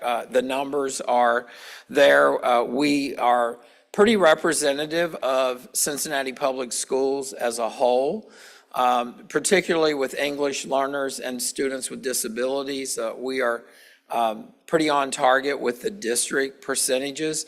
In career tech, we are definitely very interested in meeting the needs of our underrepresented groups, and that is actually something that does come from the federal government to the state and then into the districts, but we want to meet the needs of all of our student groups. As we have already talked about, there is a national and state focus with career tech. Way back, there was a guy named Carl Perkins, not the Carl Perkins who some of you may know from the musician standpoint, but another Carl Perkins who was from Eastern Kentucky, and he was in Congress, and he led this effort decades ago to have vocational education very kind of embodied by the federal government. And so the Strengthening Career and Technical Education for the 21st Century Act is the iteration that we are on now. That is Perkins 5 for short. What that does, and I will say this is typically a very bipartisan effort in the federal government. We get somewhere between 1.2 million to 1.5 million each year from the federal government. That funding is fairly restrictive in nature. We do a very good job being compliant with that and not having any issues. ODEW also, with all of the wonderful formulas that we hear Treasurer Wagner talk about, there is one for Career Tech as well. And when we look at our state formula funding for Career Tech, that typically falls between 1.3 million to 1.4 million, depending on the funding cycle. And that money is targeted and designated just for Career Tech. So Ohio and the federal government do really take all of the career tech things very seriously. And then, of course, with money comes compliance factors. And so between the federal and state, there are numerous compliance factors. And again, sometimes we do see that the feds require one thing, but the state requires another. And so we have to work through those things. Really, the embodiment of career tech from an inclusive standpoint is that all students should have an opportunity to be in career tech. Districts cannot provide any barriers for entry to a career and technical education program. If a student wants to be in a program, as long as there is room in that program, the student should be able to enter. Looking at GPA or behavior or certain disabilities are not acceptable. And then we do, as I said earlier, we have to show evidence that we are working with underrepresented groups. There's an annual Perkins plan that goes from ODEW to the U.S. Department of Education, and we work on the major part of that plan every 4 years, but then once a year we update the plan, and we just did the major 4-year piece last year, and this year will be an update to that. As far as programming goes across the city, again, just to remind you, the career cluster is the overarching umbrella. So agriculture, for example, has numerous pathways. We have 4 pathways in our district. Aiken has agribusiness, Clark has horticulture, Hughes has programming and software development. I'm sorry, that's IT. Hughes has animal science and management at the Zoo Academy, and then Gamble has agriculture, food, and natural resources. I'm not going to go through all of these, but you get the idea that with the career cluster, we do have those out in the schools.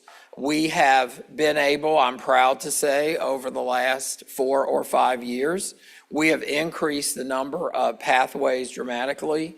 We have added, again, all career clusters with the exception of transportation. And we've also increased the footprint of career and technical education in our city. So the next slide shows some additional pathways, and then finally the last slide finishes that up.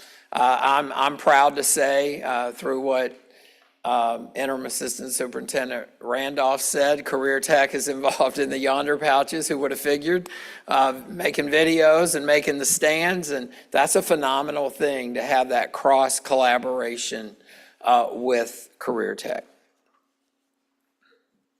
One other thing I will mention before I talk about the graduation rate is that we do have some senior-only credentialing programs across the city, whether that's cybersecurity, phlebotomy, we have farm tech, we have quite a few others. Those are definitely ways that we are able to spread career tech out in places that may not have room for full pathways.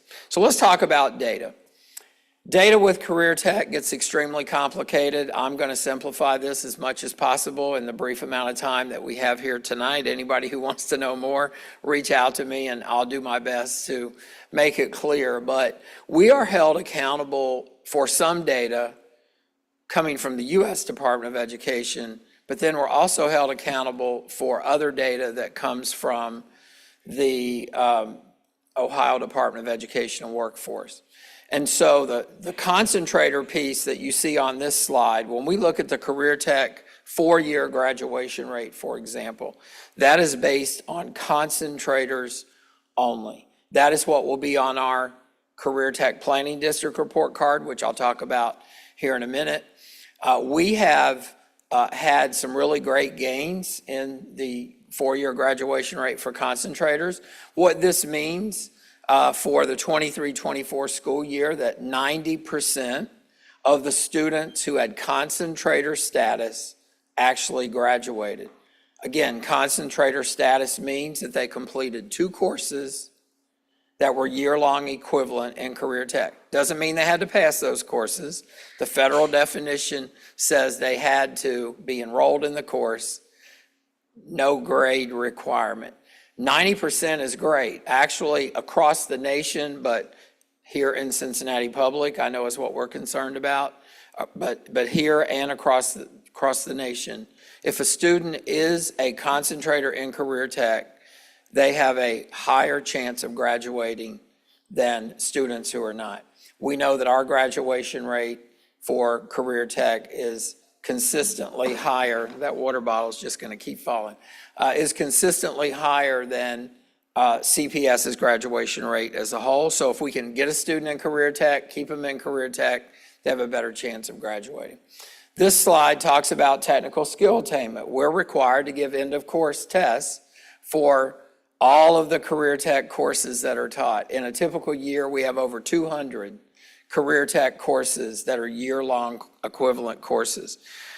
Our technical skill attainment has risen steadily and pretty dramatically over the last 3 or 4 years.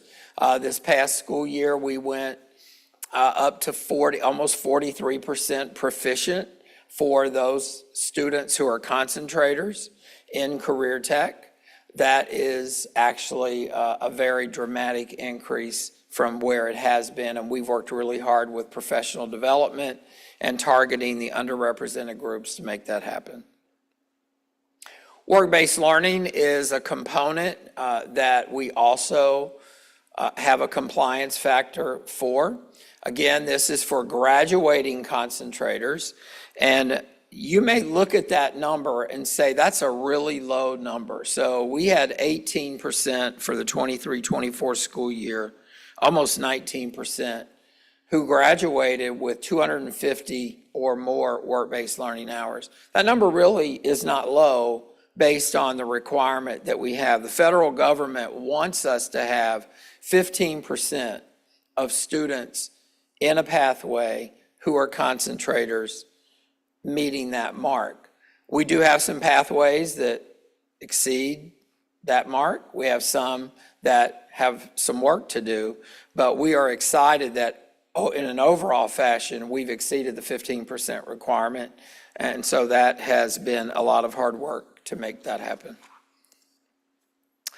Industry recognized credentials are something that we have worked really, really hard on. Ohio has an extensive list of industry recognized credentials that are approved by ODEW.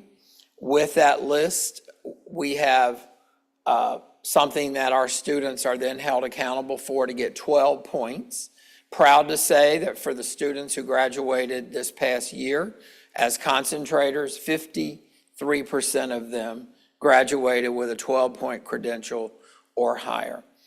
We do focus a lot on leadership credentials. A lot of our partners have said we will handle the technical aspect when they come to us. We need leadership skills developed. So we're doing things that adults do out in the real world, Lean Six Sigma Yellow Belt, Green Belt. We're doing a lot of other leadership credentials. We have students earning phlebotomy credentials. It all gets added into that. There's a long list, and we're really proud that we had 53% of our graduating concentrators have that. So you may not be aware, but we really have 2 report cards. We talk about the Cincinnati Public Schools report card, and that should be the predominant one. But there is a Career Tech Planning District report card that comes out every year. That is for this area within the city of Cincinnati limits. It includes community schools, so any community school that offers career tech. If they do it properly, they're going to have data, and it's going to factor into our Career Tech Planning District Report Card. So we are required, if a community school reaches out and says, I need help, I don't understand industry recognized credentials, or we don't understand what these end of course tests are, then we assist them to help them do better in that area. I will say that as of right now, Cincinnati Public Schools is the only district that has data on the Career Tech Planning District Report Card. And I'm also proud to say that as long as nothing changes with the preliminary data in the next 2 or 3 days, we have moved from 3 stars on that report card to 3.5 stars, and we're very, very happy about that. One more data number, internships. Internships are something that we report to the Ohio Department of Education and Workforce, and then it also goes on Cincinnati Public Schools report card as one of the things under the career readiness piece of that. You may wonder, why is there 6 years of data? We felt that it was important for you to see that way back in 1819, there were 21 internships.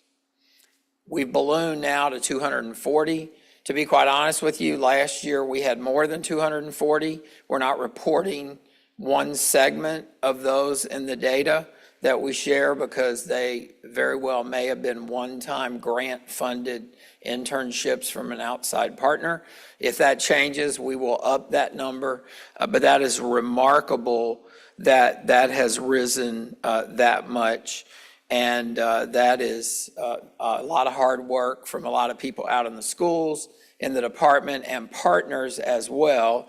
And speaking of partners, one of them that I'm sure you've heard a lot about is TriHealth. TriHealth and Cincinnati Public have been listed on the news. There's just a screenshot of one of the stories that ran. TriHealth started at Hughes. It expanded to Riverview, and now we're at 5 high schools. We've gone from 21 students and a great internship program with TriHealth. They go to Good Sam Hospital. They have rotations.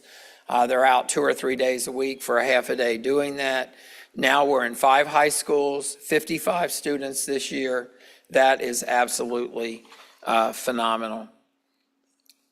And so getting ready to wrap this up, there are several career-based learning initiatives that the department works really, really hard on, including the TriHealth partnership. Again, those 200 partners that I mentioned earlier assist us with anything from job shadowing to helping teach students how to interview better, a lot of job readiness things that are built in. And then we have pre-apprenticeships and internships that really will help students be prepared once they leave us, for whatever they leave us. Even if they don't go into the career tech area, the skills that they're learning will help them have a solid career, a solid college experience, whatever they may choose. Sometimes the activities that we do in the department are very CTE pathway specific. For example, TriHealth. Those are students typically in health pathways. What they're learning in the classroom at the school, they're able to see that in action out at Good Sam Hospital. But sometimes activities are for students in any pathway. So this next slide just gives you just a snapshot of some of the partners. For example, the Zoo Academy, very pathway specific. They're learning about animal science and management. They're doing that out on the zoo property.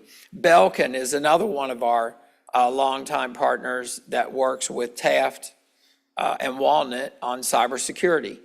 So again, very specific to the pathway of cybersecurity with IT. P&G is up there. P&G is one of our partners, and they're working very specifically with some students with IT. And then Cincinnati Children's is a great example of an out-of-the-box partnership. You would think that Cincinnati Children's is working with us in the area of health.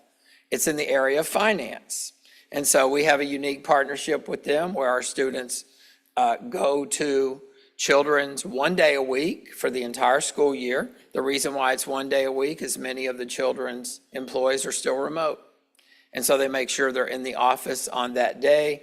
The students go there for the entire day. That has ballooned from 2 students. We're now up to 15, and they want to actually see that number grow. And there are other departments who are now interested in working with us. Some things are for any student. One of those is FC Cincinnati. There's a great partnership that has grown that takes students. They're able to get hired to work in TQL, but the education component of that is FC Cincinnati does like these educational lunch and learns with the students to talk about all of the different careers and how to apply their interests. Kroger is another one that is not pathway specific. And then Jobs and Family Services has been a huge help to us in trying to fill some of the gaps that we need to help employ students, because not all companies are able to pay the students. And then proud to say all career tech programs have an opportunity to earn college credit. And so 2 of our huge partners are Cincinnati State and the University of Cincinnati.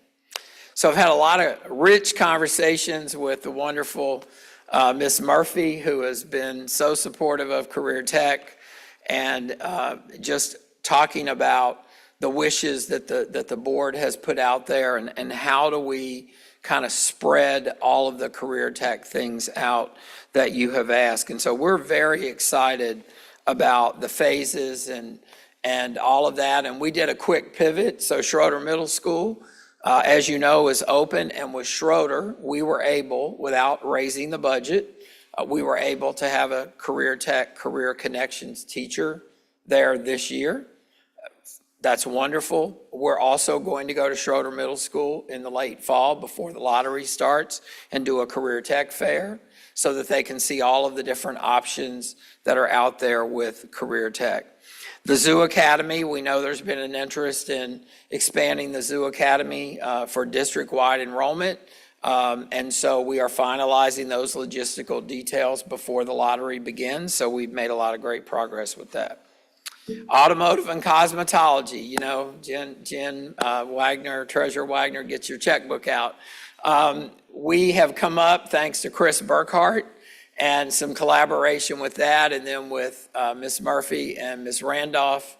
We have some general cost estimates for automotive and cosmetology. Those are very dependent, though, on program location, inflationary issues that may occur, and then concrete work that may need to be done for automotive, because we've learned with the expertise of Mr. Burkhart that just because there's a concrete floor doesn't mean that that's going to hold lifts for cars. It may have to be chiseled out and repoured. And so we do have those cost estimates up there. We are extremely excited, and we are at just at your beck and call to make these things happen in our district. And so we're so excited about the future of CTE in CPS. This first bullet says a planning committee meeting soon. Well, that we already started those meetings since this was posted, and we're looking at phases 2 and 3 of the growth plan. We again are excited to implement whatever you throw at us, because we're excited to have attention on career tech. And we know that in Ohio, our governor, lieutenant governor are very much into the workforce aspect. These additional 7th and 8th grade programs that could come with some middle schools rolling out, we're excited about that, because believe it or not, districts in Ohio are required by law to have career tech in 7th and 8th grade. There's tons of districts in Ohio who are not meeting that mark, but ODEW has said in recent meetings that they are going to make a big push to see that happen. And what a better way to do that is when the middle schools come on board, and we are ready to help with that. We also are passionate about underrepresented populations so that all student needs are met. We do believe that by meeting the needs of our students who struggle the most and equipping teachers to better know how to teach to those students, that it is raising the achievement levels of all students, and that's why we've seen the growth. Our professional development day that's coming up later in the month, we've already planned out sessions that really target the instructional and the workforce aspects both. And then we're just happy to continue to celebrate like the remarkable accomplishments of the staff and students in Career Tech. Thank you for giving us the chance to share all this. Thank you so much. Thank you, thank you. Yes, that deserves a big round of applause. I'm going to look to see if my colleagues have any questions or if they have any comments for Mr. Turner. Board Member Craig, and then we'll head over to Board Member Moffitt. So let me start by saying thank you. I mean, it's a lot of information. And again, I think when I first joined the board and I was on student achievement, it was where we got a lot of the career and tech information from. And so I think You can say Career Tech, it's okay. I think, there's really three things that I kind of had questions around. And one of them still seems to be the lingering issue that we've discussed for years when it comes to career tech, which is that our state standards for what is acceptable for career tech and what gets you to being having credit or meeting the expectations is not the industry standards.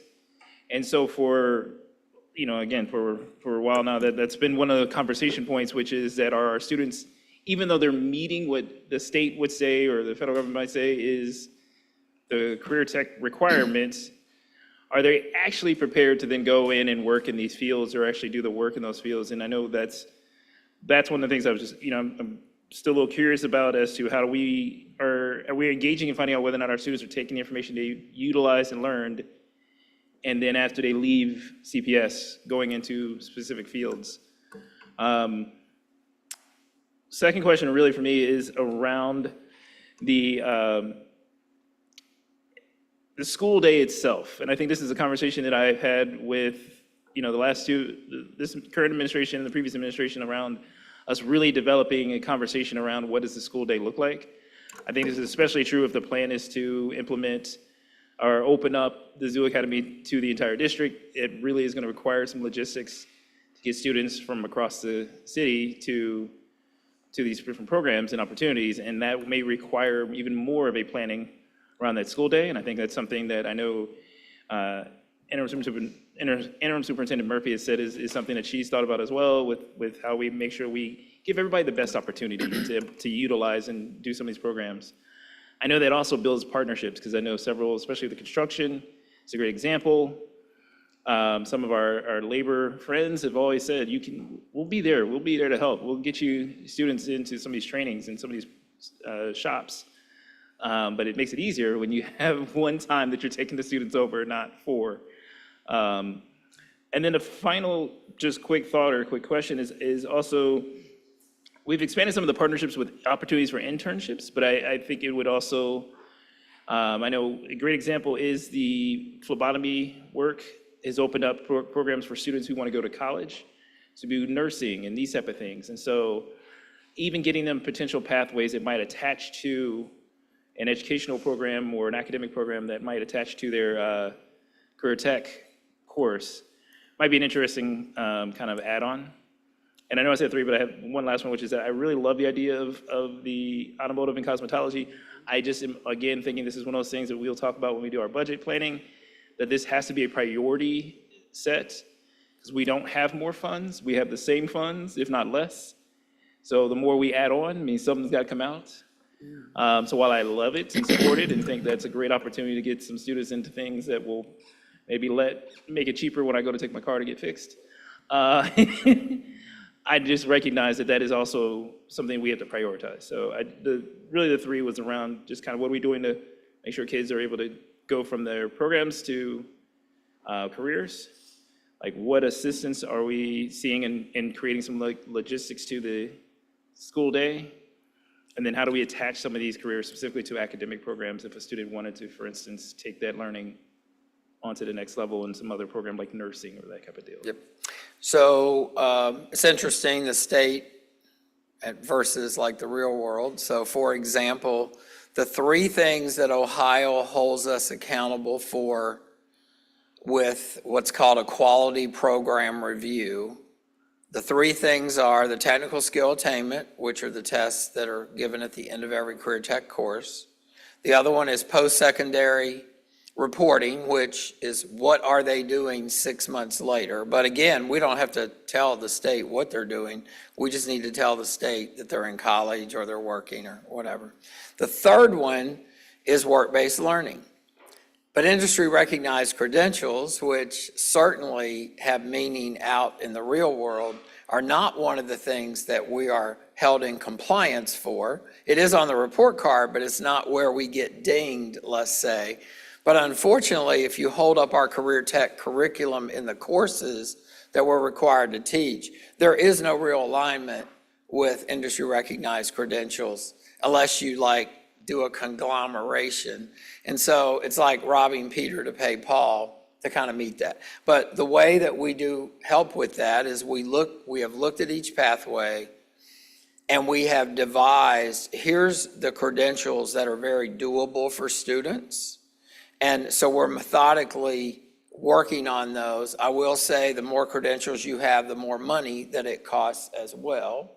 And so we do balance all that. The great thing about the Zoo Academy is they're there the entire day.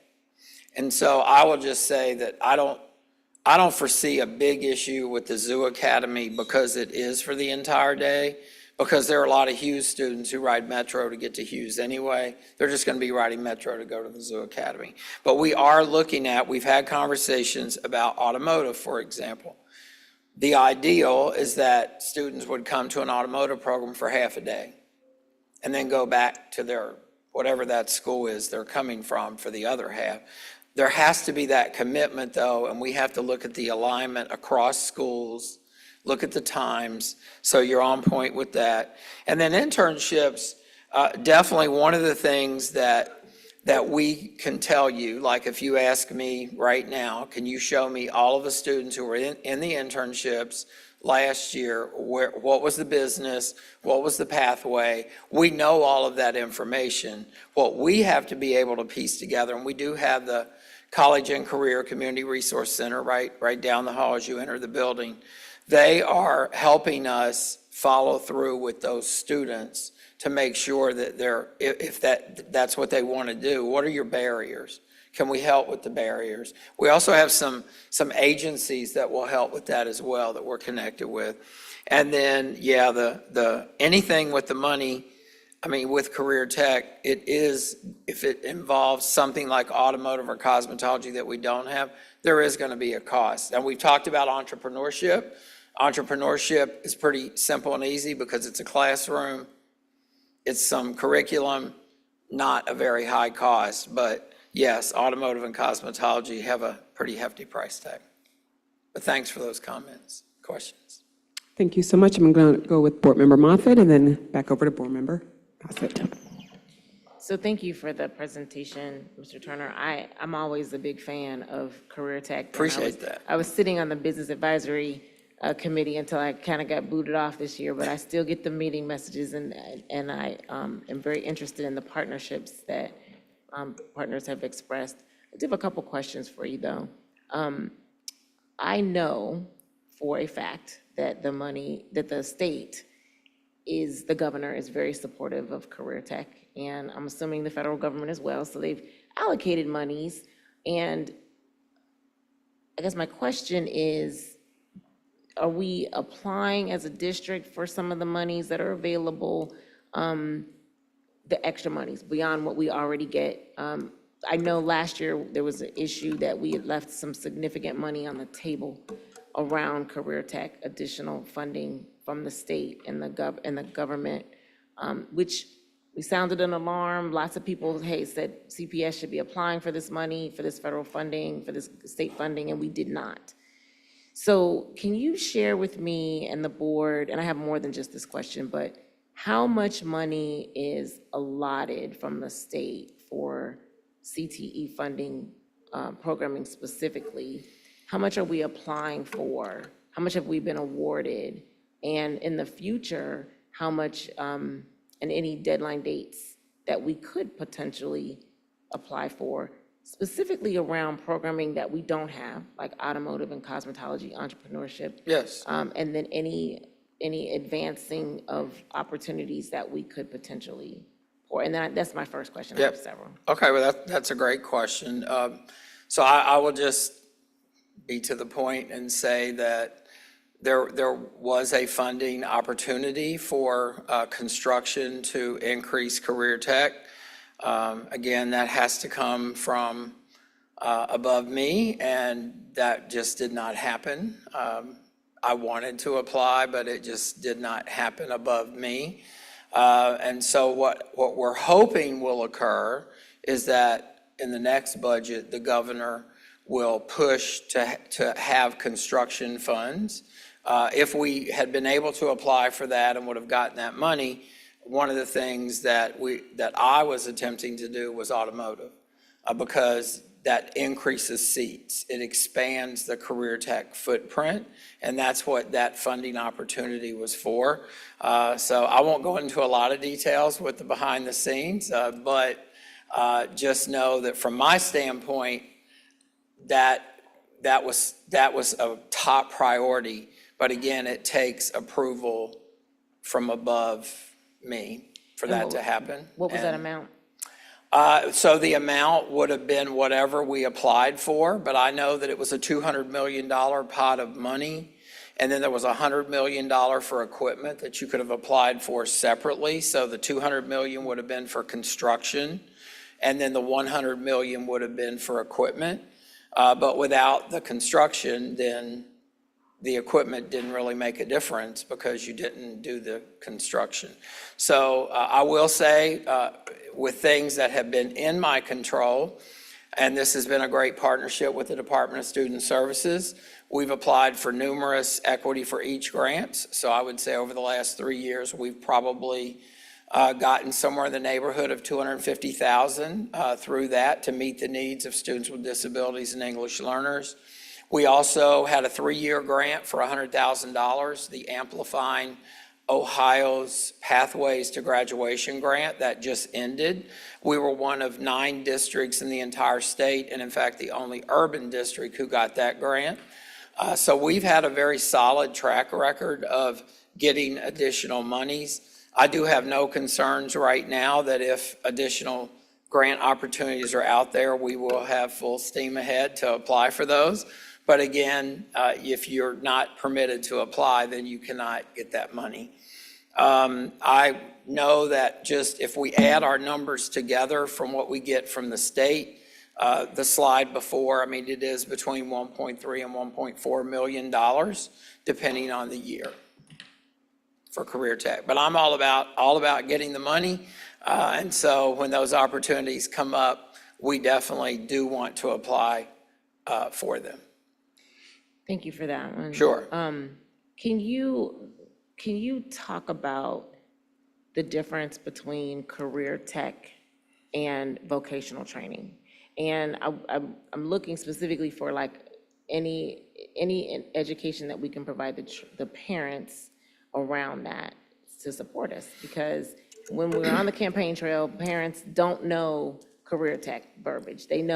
I know when I was younger, 20 years ago, I went through cosmetology at Aiken or whatever. Right. And so when we say cosmetology, that's going to resonate with people, but they're going to associate that with voc ed.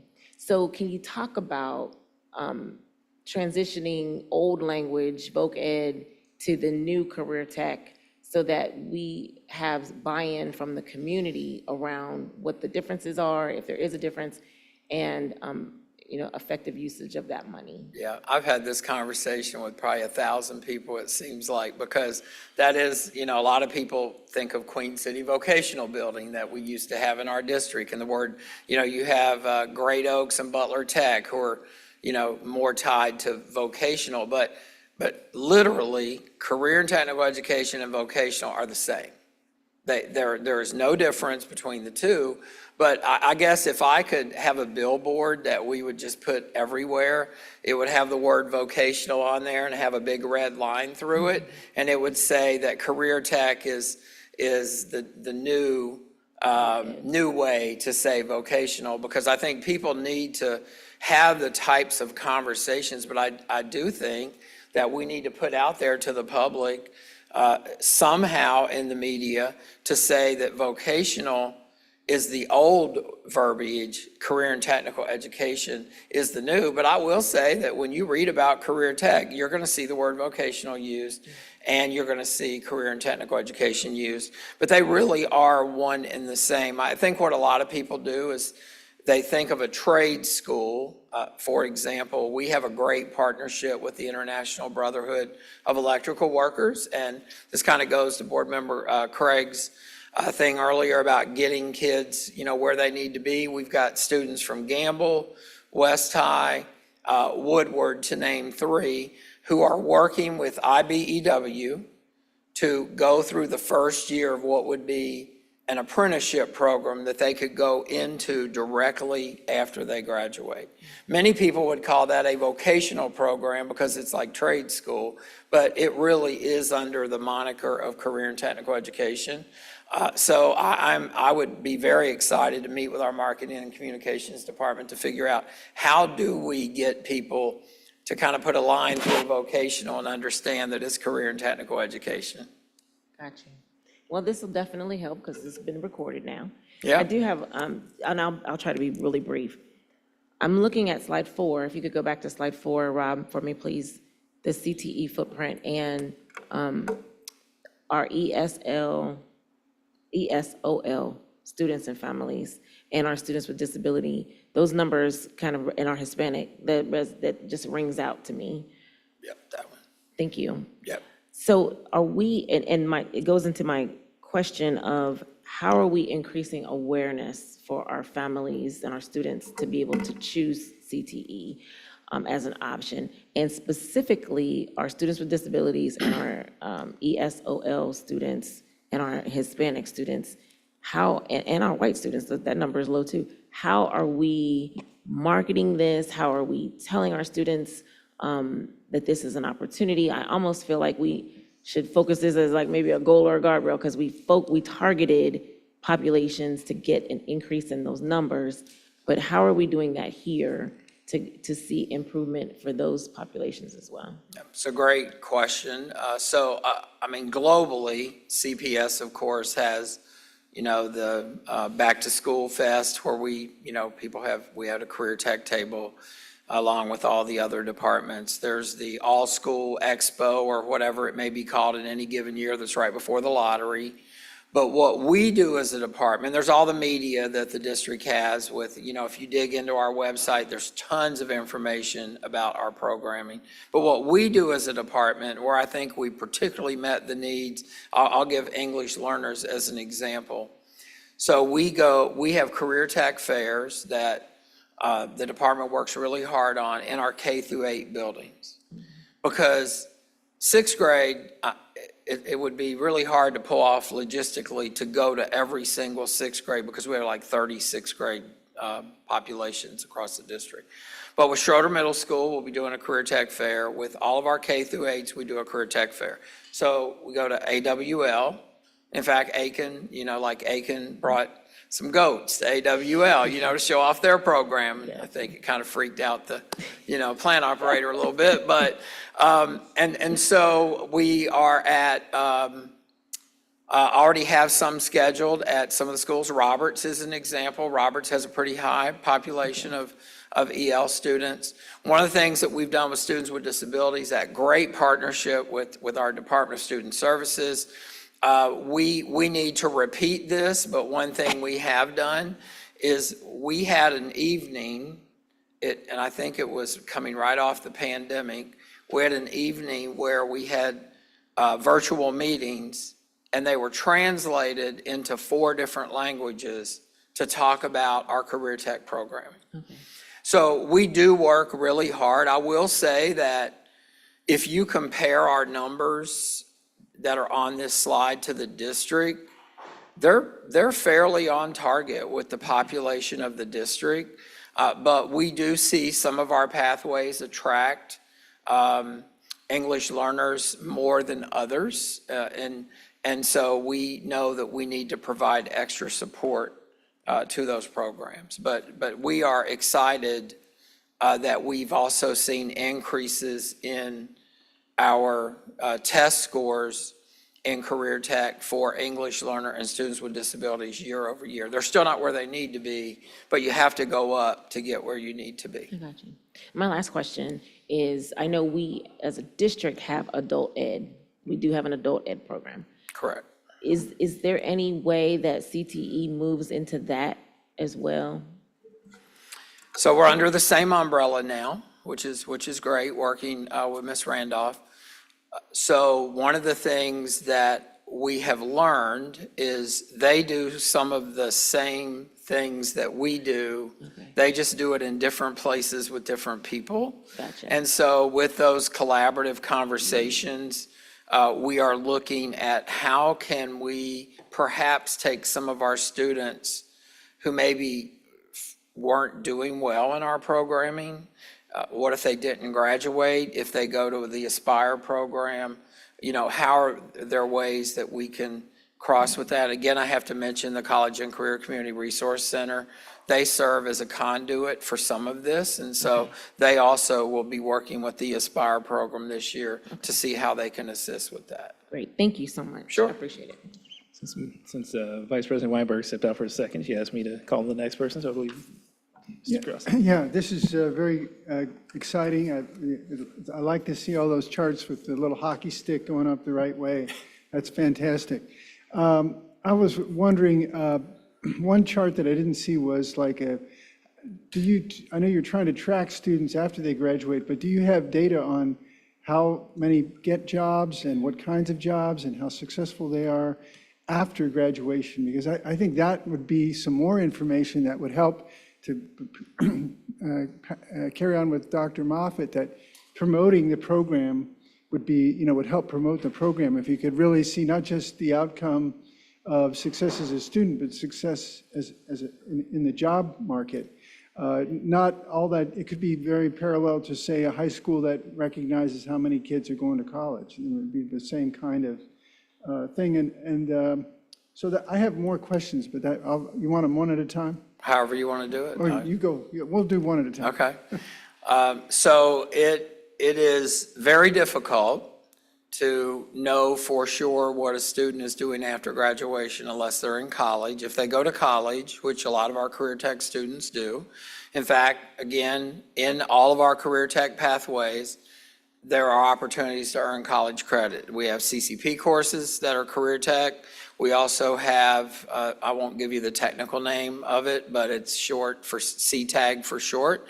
And if the student is in a CTAG course and they go to a public institution in Ohio, after they graduate, then they can carry the course with them and it's college credit. But when it comes to the job market, it's all self-reported. And so we do get a high number of self-reports. So I could have had that data here tonight to show this is the percentage of students who said they're working in a job related to their career tech pathway or some other job. The issue with the career is they self-report. And that's a bigger challenge than just us. Many of the network meetings that I'm involved in fact, there was one a few days ago at the Ohio Means Job Center. Everybody struggles with this issue, is how do you know for sure, even with adults, when they come to a community program, what are they doing once they leave that program? We're trying to figure out the solution to that because it would take a lot of people, both within our district and outside of our district, to pull that off. But I can give data but it's self-reported data of what students are doing. Sure. Are all the internships paid? No, all of them are not paid. The Zoo Academy is an example where they're not paid. It's part of their curriculum. It does qualify as an internship because they are out on a regular basis out in the zoo, doing things with people at the zoo. We also have meeting the needs of our students with disabilities. We have job training coordination programs that are career tech programs. Those students are out in the community doing things that will help them once they graduate to find some sort of meaningful job after graduation. Those are unpaid. I will say the majority of our internships are paid. So with the paid internships, is there an opportunity to dovetail that with some amount of curriculum around personal finance? Would that be helpful or interesting? So, Just a suggestion. yeah, that's a great idea. We do some things with personal finance. However, we do not deliver the curriculum that's required by Ohio because that's through, I think, our math department now, I believe. Yes. But that is, we do things and our employers do things with personal finance because, you get that first paycheck and before you know it, you've got like $1 left. So we've all been there, done that. Great idea, though. Last question. With the 250 hours and the skill attainment measurements, do you find that the students with a higher skill attainment and the 250 hours have a better outcome in terms of graduation rate and career and finding a job or getting to college? So those measurements that could provide feedback for anyone who's interested in the program to be attracted to the program? Yes, so that's, let's take the 250 hours, for example. I mean, if we have, and I'm just going to use the number that we had 18% of our concentrators with the 250 hours, even though that exceeds the federal target, that's not a lot of our graduates that are doing that. I will say, just from my numerous decades of experience in this district with the technical skill attainment, where they take the career tech test at the end, because that number is steadily going up, it's just like, taking the English 10 or Algebra 1. I think everybody would agree that the students who do well on those are going to have a better outcome. Again, kind of the secret sauce that we're all looking for is how do we track students once they walk across the stage? Because there is no clearinghouse for careers, because there's how many thousands upon tens of thousands of businesses. Colleges, we can get a clearinghouse report and look at it right there. Thank you very much, and appreciate your thank you. Energy and interest, and keep bringing those numbers up. I love what I do, so great. Thank you so much. We're going to have our next presentation. Thank you. Thank you. Oh, sorry. Board Member Mapp, I didn't know. Yes, it's okay. Come back, I'll come make back. it brief. I just have a few clarifying about that. questions. Sure. So as it pertains to the industry recognized credentials, is that referring to the graduation seals that our students must earn for graduation, or is it completely something different? Yeah, that's a good point. So, our students need 2 seals to graduate. So every single one of those students who earn the 12-point designation, that 53%, when you get 12 points, you get a seal for that. And so a lot of times with some of the things for graduation, you can double dip. And in a couple cases, you can triple dip. And it's all in the career space. And it's being able to pull that off. And so that automatically takes care of one of the seals. Also, another seal is the Ohio Means Jobs Readiness Seal, which is on the report card as well. And through great work with the college department, with Emily Maroney, and having that built into advisory, we've had remarkable increases in Ohio Means Jobs Readiness Seals. So you can actually get a 12-point industry credential designation, get an Ohio Means Jobs Readiness Seal. That satisfies 2 big pieces of graduation if you need it. It gives you your 2 seals, but it also hits the career readiness alternative pathway to graduation. Okay, that's really great information, because I know that was something that we were trying to make sure that we improved awareness about. Yes. And also increase, I know it was a presentation done around Goal 5 for graduation, so ensuring that our students are getting seals early so that it's not hindering them with the Correct. graduation piece. So you said those conversations are built in advisory? Yes, Or it yes, should they be? are. Okay. It's actually, there's checkpoints in advisory where they can get there's like 15 things that you have to have for the Ohio Means Jobs Readiness Seal. But we also have that occurring outside of advisory as well, because sometimes it's very natural with these internships to just do it. Okay, so yeah, my thing would just be to ensure that we're spreading that awareness to our students and our parents on how they can get these seals, and for us to continue to track that with our graduation rate.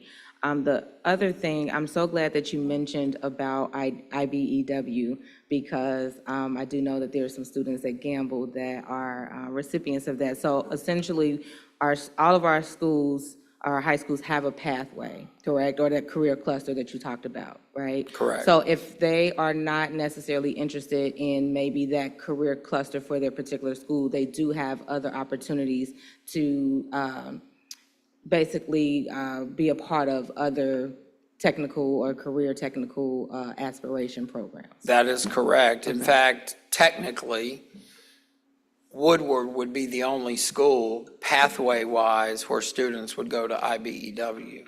But what we've done through a great partnership with the Cincinnati Youth Collaborative, with the Jobs for Cincinnati Graduates program, is we funneled that out to look at what students in JCG may be interested in the electrical program at IBEW.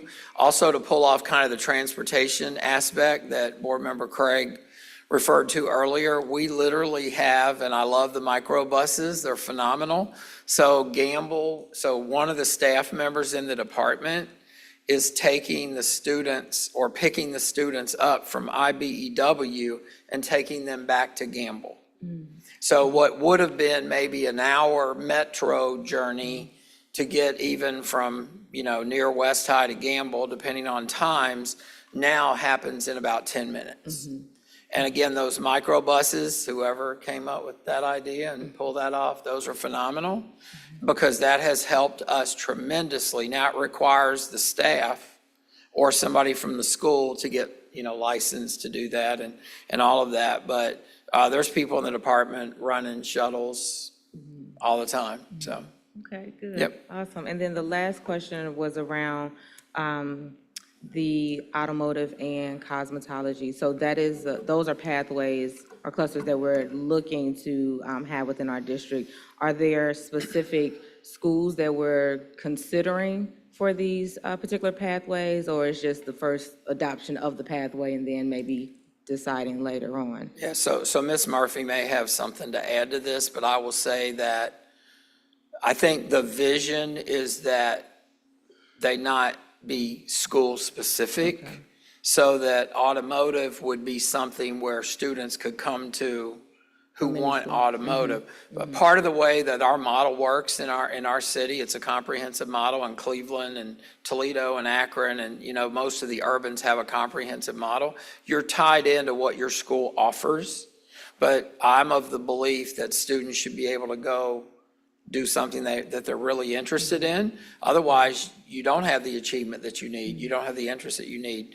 So I think the vision is that students would be able to go to those programs. And there's other opportunities, I think, with Phase 2 and Phase 3 to look at some of our other programming. Phlebotomy is a really good example.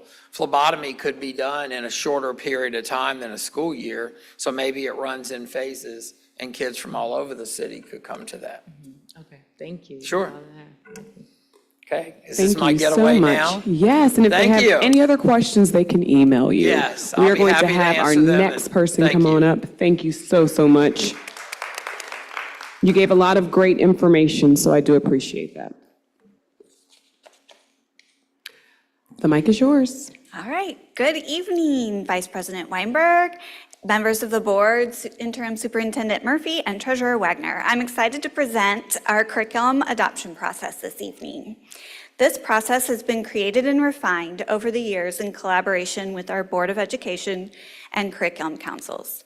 Because of the work to reimagine our process, from the way we engaged our various stakeholders to the careful examination of material quality, we believe these materials are set to help us achieve our goals and guardrails.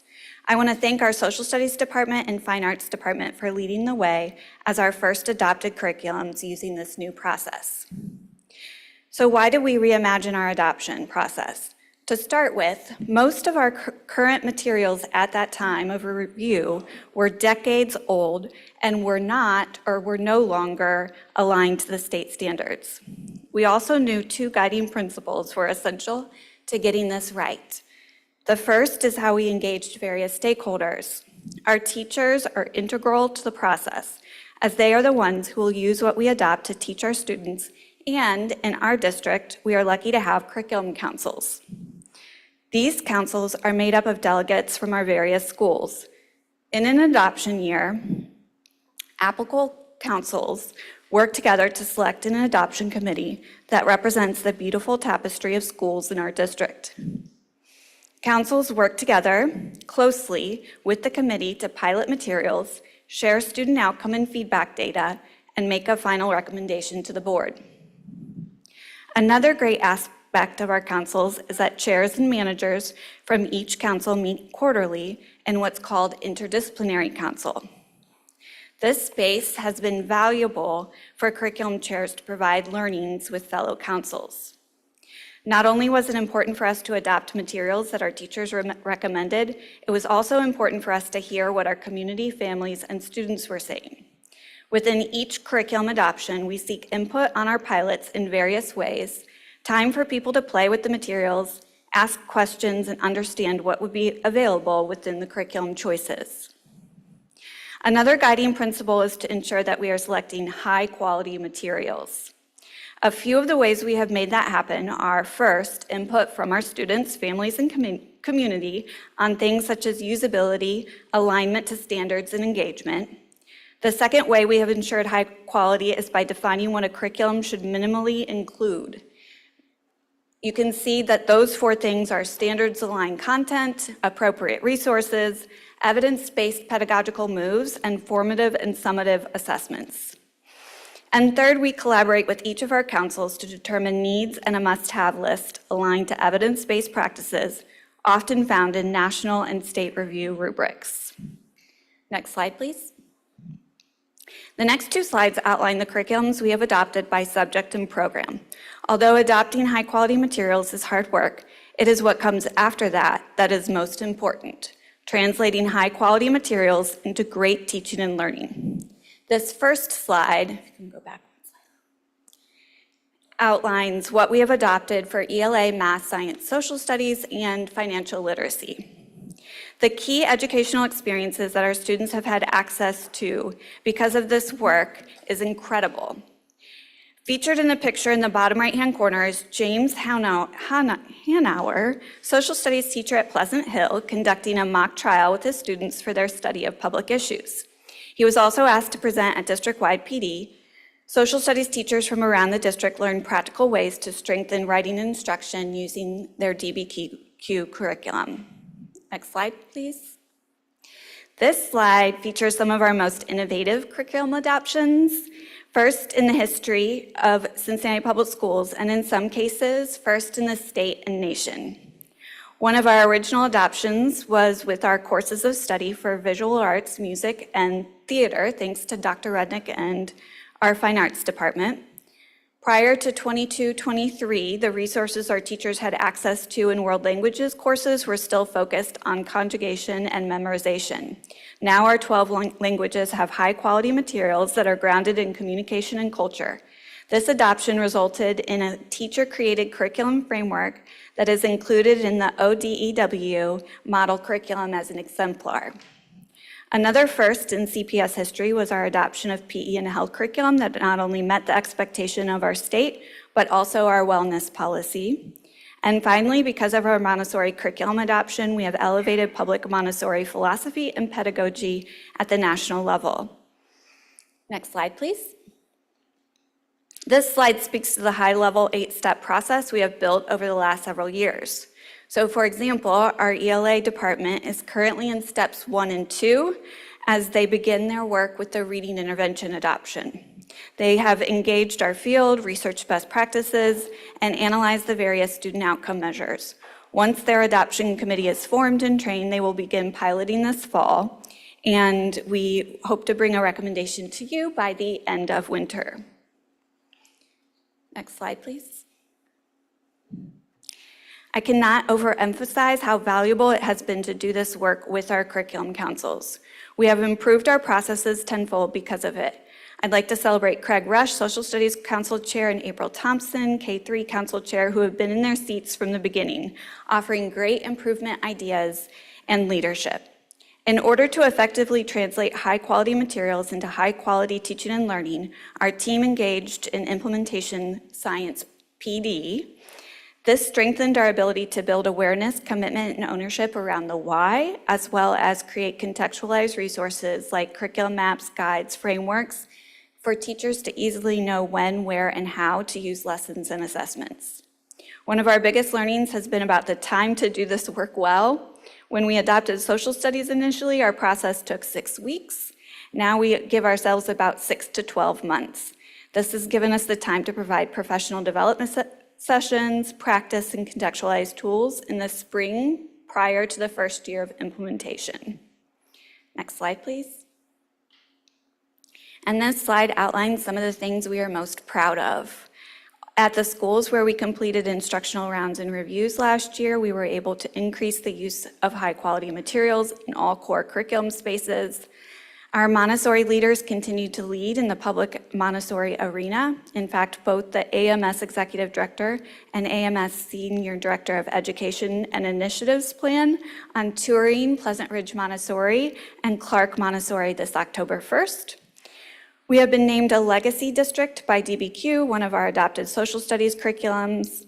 A few of our managers have even had the chance to contribute to the state high-quality instructional material cohorts, and we have also increased our representation on state committees that review assessments and standards. Next slide, please. So what does this mean for this year? Anita Archer is known for her quote, "The magic is in the instruction," and our aim is to strengthen the minute-to-minute educational experiences for our students. A focus of our professional learning so far has been for teachers and leaders to see and feel the evidence-based pedagogical moves within our instructional frameworks. Given the majority of time our teachers have during the day is generally spent with students in front of them, we have worked to make access to time-saving implementation tools as easy as possible. We have developed a one-stop curriculum and instruction hub for educators to easily access our tools. Next slide, please. And this winter, like I mentioned earlier, we hope to come to you to recommend an adoption for a Tier 2 reading intervention. With this adoption, we want to provide high-quality materials for students that are not yet reading on grade level.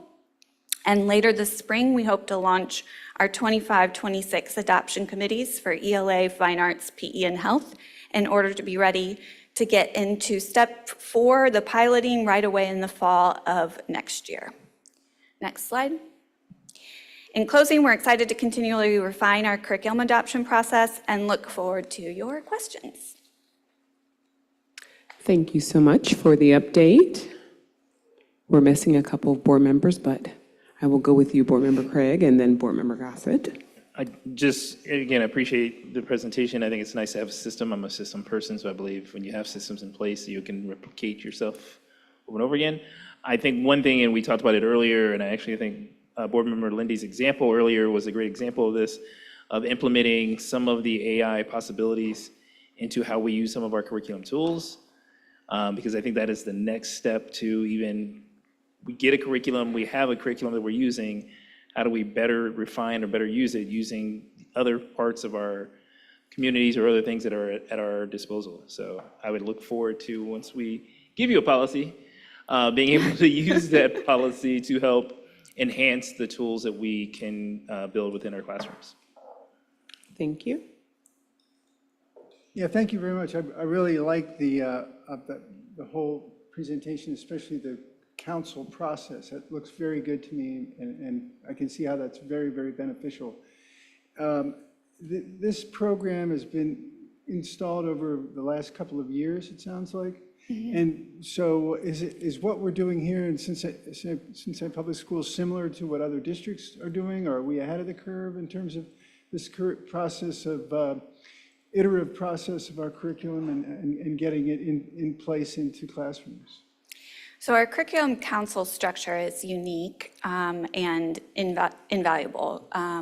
We participated in the first cohort for the high quality instructional materials that the state put on, and two managers, Sarah Morales, who is our manager of world languages, and Liz Wolf, our manager of PE, health and science, were in that inaugural cohort, and we're providing a lot of materials to the state about how we used those national rubrics, determined must-have lists, worked with our teachers. And so I would say that we, at the beginning, we're ahead. Our goal was to get onto 5 to 6 year adoption cycles. Because of the pandemic and some of the things that have happened with our budget, we didn't quite make that goal. We're more on like a 6 to 7 year, but we have been ahead of the state, especially in the content areas that we adopted. And do the teachers like it? So we have increased the number of teachers who want to be a part of our adoption committees over the years, which we think is a testament to us listening to what they're recommending. I think for the most part, most of our teachers are happy. Some of the adopted curriculums are incredibly rigorous, and just because you have high quality materials doesn't make it easier to do the work the next day. So there are some curriculums that have been harder than others, and I think our ELA friends are most anxious to review their curriculum in the upcoming year.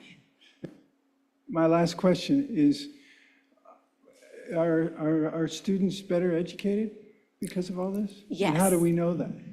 We know that because our tests, we are increasing proficiency on those end of course OSTs and end of course assessments, but also our students have access to real books and real instruments and real science experiments, labs and things like that, which is critical in their learning journey. Thank you very much. Any other questions? All right, we are moving on. Thank you so much. You did a great job. Let's give her a round of applause there. We're moving on to our final presentation. We are going to have Treasurer Wagner.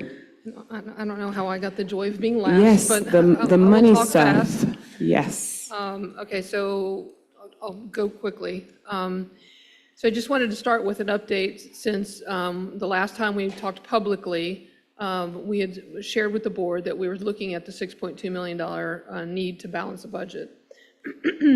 And that's when the board voted for option A. Remember, we provided several different options, and that had an estimating savings of $9.1 million.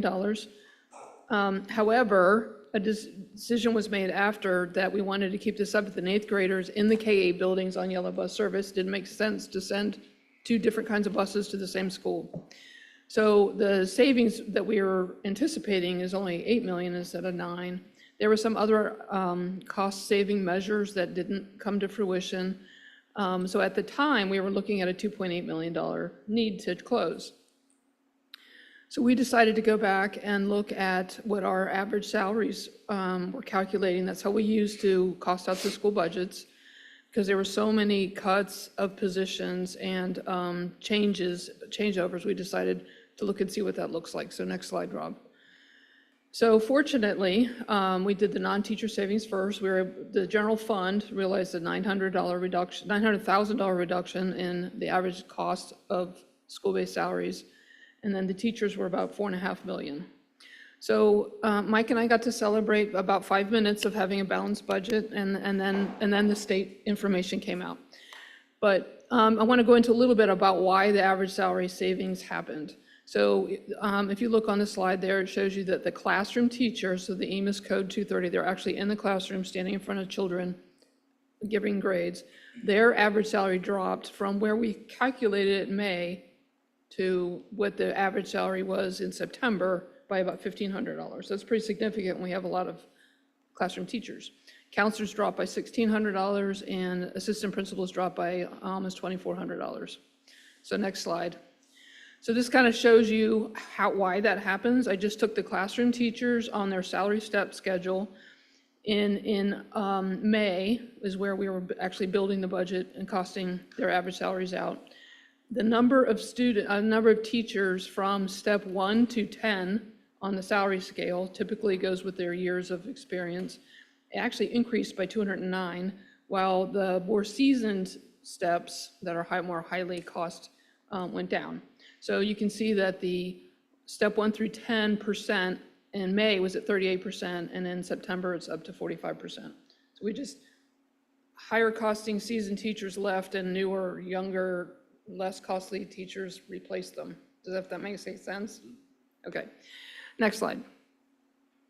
So you remember I think it was the, July or August meeting when we discovered that our state share dropped from 42.8% last year in June, so at the end of June, finishing out the fiscal year. The base cost of a student was $8,000, and we received from the state 42% of that. On our August #1 payment, our state share dropped 36.9%. It was pretty devastating. I shared with you the math that I thought it was going to be about a $15 million drop in revenue. Thankfully, we had some phase-in funding that came in and some increases in other lines that really kind of offset that $15 million. So that particular line item was a loss of 6 instead of 15. This is a unique phenomenon in the state where Cincinnati and Columbus got hit pretty hard because of property tax value increases. So next slide. Here's a comparison to Cincinnati versus the rest of the the huddle that we do, the urban districts. So you can see where we went from 42% in June to 36% in August. Columbus had an even bigger drop, 8% drop, where Cleveland, Akron, and Toledo had drops, but are smaller percentages. So then I looked at the comparison. So because of our 36.9%, we're getting less than $3,000 per child from the state to educate a student. The rest of our local property taxes makes up the difference. Where if you look at Cleveland, where we have very similar demographics, they're receiving $5,200 per student.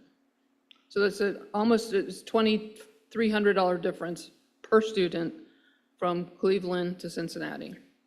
And so if you look at the range, the difference in the range from the highest to lowest is a $4,000 difference. It just doesn't seem fair because it's so heavily weighted on our wealth index.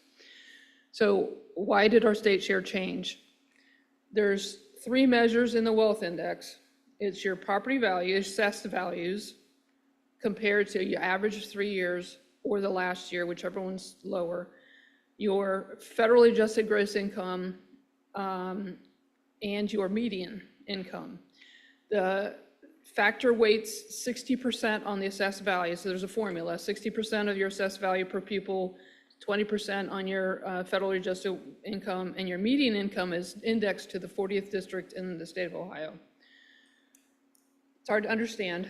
And then it runs through this formula. And the reason it changed so significantly was our 3-year average of assessed property value went up by $1.8 billion. So we dropped off a $10 billion and went up to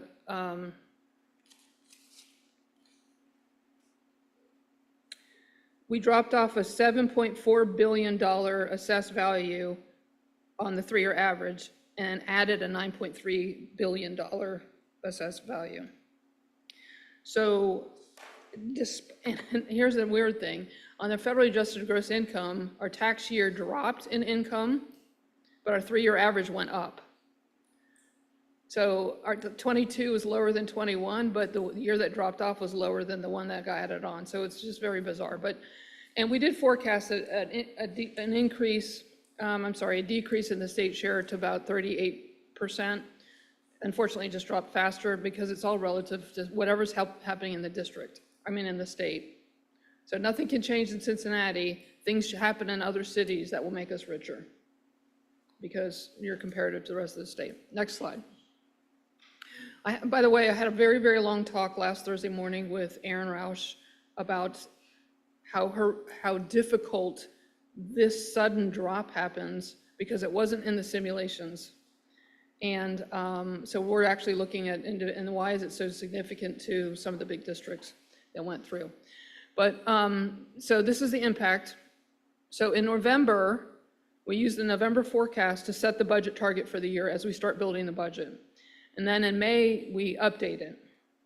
Then we had a June update because we received more TIF money. Remember last year we received more property tax value money.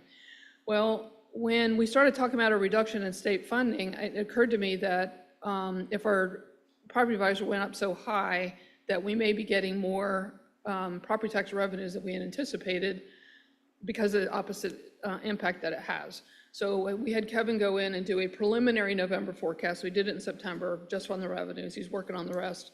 But so we were able to offset the reduction in state share with property values, more income coming up.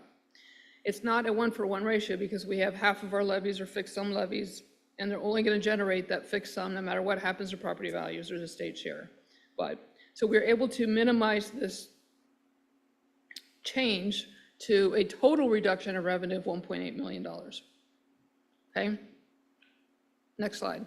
Oh, one caveat on that estimate is that we dropped, so we had two things happen. We got the new state share formula that we put into the model, the forecasting model, and then we got the property tax reports from Hamilton County. We put that data in, but it's still the fiscal year 24 model. They haven't released the fiscal year 25 model yet, so this could change by November. Just wanted to warn you. Okay, next slide. So what that does to our budget target, instead of being 627.7 million, it drops to 625.9 million. Next slide.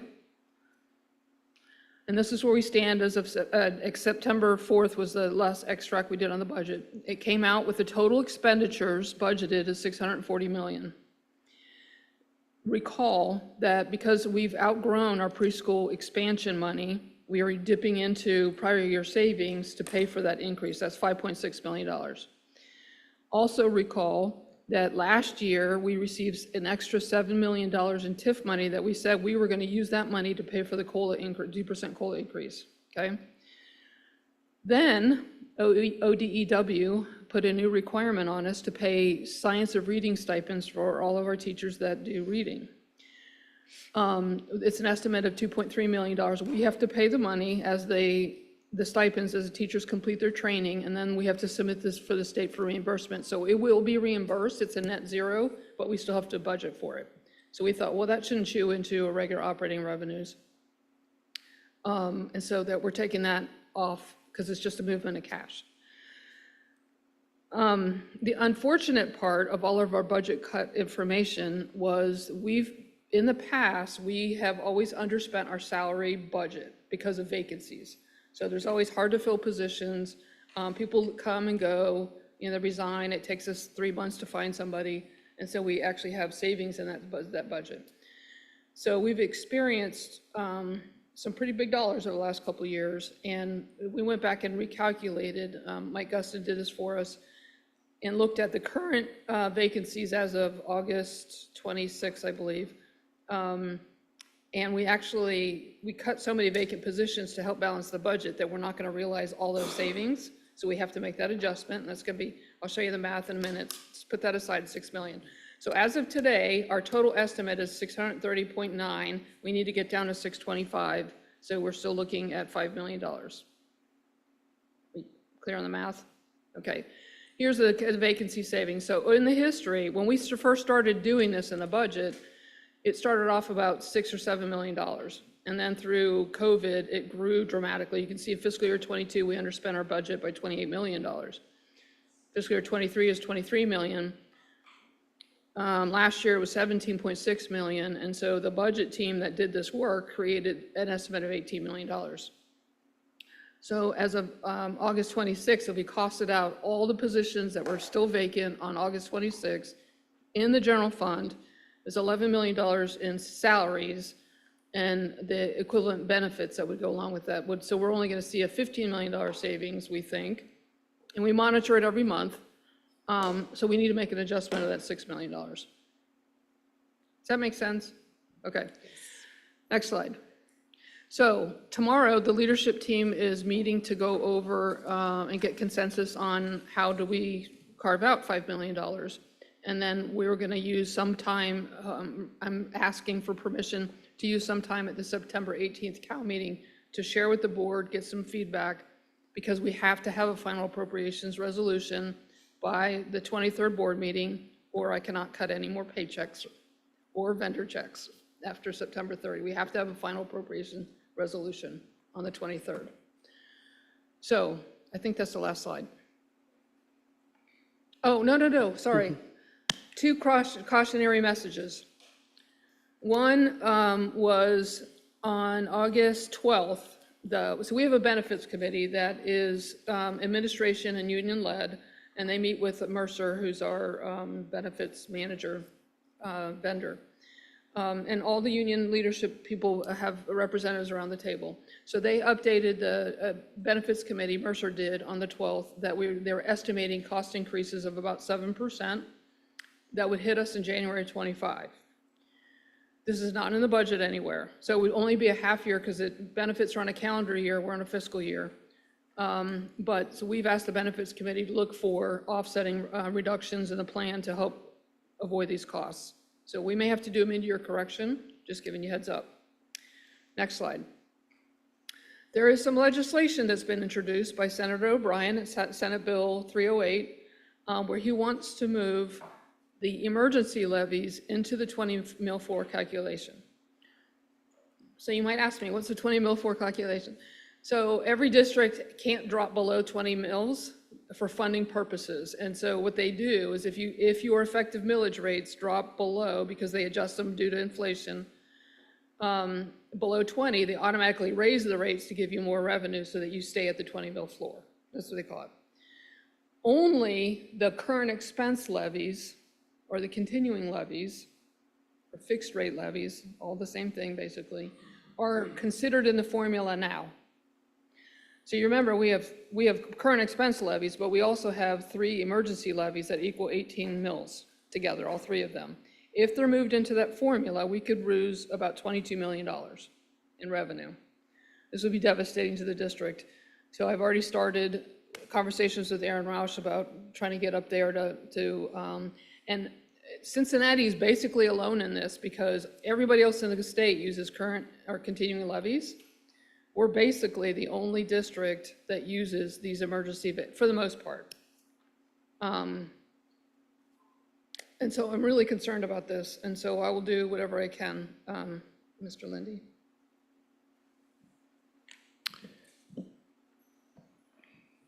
Were you finished? Yeah, that was the last slide. Okay, thank you. Board members. Thank you. Treasurer Wagner, thank you for the update. If we could go back just that one slide, the levy piece for a second. I just make sure I was following the way that this was working.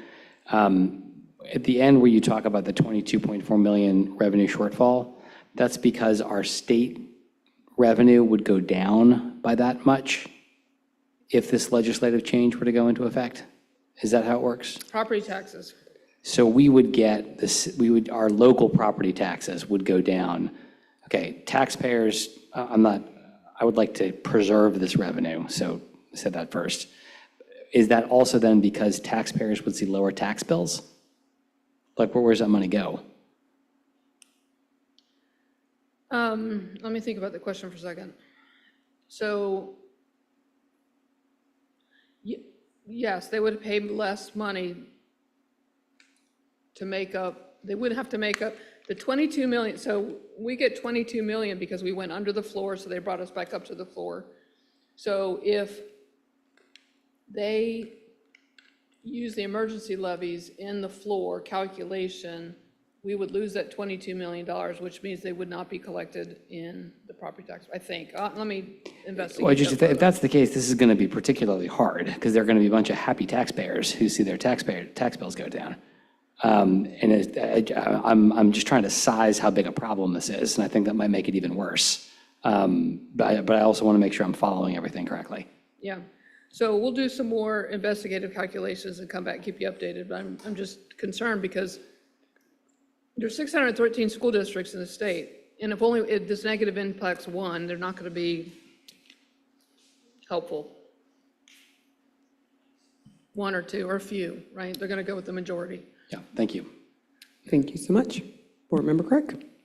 So again, thank you, Treasurer Wagner. I know we have these conversations quite often with regards to kind of preparing for Budget, Finance, and Growth Committee, but I think this is part of the problem that I want to make sure that we are paying attention to going into next fiscal year as well, because the idea that we will get more revenue anytime soon from either the state or from local taxes is highly unlikely based on the way that things are shaking up and the way things are being proposed. And so this is even more important for us to be then thinking about true cost savings within the district that may mean us making hard decisions about our priorities. Because I think one of the things that even looking at the planned budgets or in the forecast that we'll see again in November, is just that we're not going to get more money, and that but every year is going to cost more to do the same stuff. One thing I think it's also, and I just thought this is also something for us to have later discussions around or think about in trying to reach that last $5 million, because we've trimmed a lot of the things out that we normally would, kind of save it till the end to trim out, and some of the things that we would not want to make cost cuts to. And I just wondering if, and maybe you can speak a little bit to this, is just the need for us to start thinking also about how do we provide some of those same services and whether or not we need to be thinking about alternative ways going forward. Because we are also going to be hiring a new treasurer at some point here who will have to do these hard conversations around the budget. And that it's not going to be as simple as like, hey, we can move this dollar here to handle that, or like these type of things that I think sometimes sound more budget gimmicky in the moment than they do long-term solutions. So I mean, maybe just speaking again to a longer question of are we going to have to start rethinking how we deliver some of the services? We're absolutely going to have to start rethinking how to do business differently. We can't sustain what we're doing. Very painful. And what's really disappointing is that had we followed our normal process and adopted a budget in June, we would be cutting after the budget was adopted, which would be more horrifically painful. So yeah, this is getting harder and harder and harder to do each year. I think the other thing that I want to also think about with us with regard to your local tax revenue, and this is part of the conversation we were having a little bit of, or trying to include a little bit of into the city's conversation, but the change in how we think about where our housing market looks like in our city, because we've increased property values so high, that it's also moved populations of our students to certain spaces. We're not going to see those prices come down anytime soon, I don't expect, but it has a tremendous effect on state share. And you look at places like Cleveland, where their communities are differently shaped on where their properties are getting higher in value or higher in price, right? They're not necessarily in the city as much as they are on the outskirts and suburbs and those areas that don't necessarily count against them in the same way. Ours are, I think it's also important to think about the fact that we have a lot of students who live in spaces that they're not counted necessarily in whether or not our wealth index in the same way. But if you have doubling up of families, if you have the crowding that we see, especially on the west side and some other areas, it really is going to be a difficult thing to make slight adjustments here or there, because we have some schools that are going to need so much more services going forward. And so I think as we think about middle schools and these other things that we're talking about, I think it's also just important to maybe think about populations, like where those populations are and how do we truly address those needs in a fiscally smart way, because I do think the housing costs in certain parts of our city are not going to go down, so we're not going to see population growth in some of those spaces in the same way we will in other parts. Well, I did notice in the analysis that I was doing that the number of state tax returns that we submitted went down by 564 in 1 year. So that tells me that our wage earners aren't staying in the city. Any other board members? Board Member Moffitt. So thank you so much, Jen, for this information. I probably need a little bit more time to process it because I certainly have questions.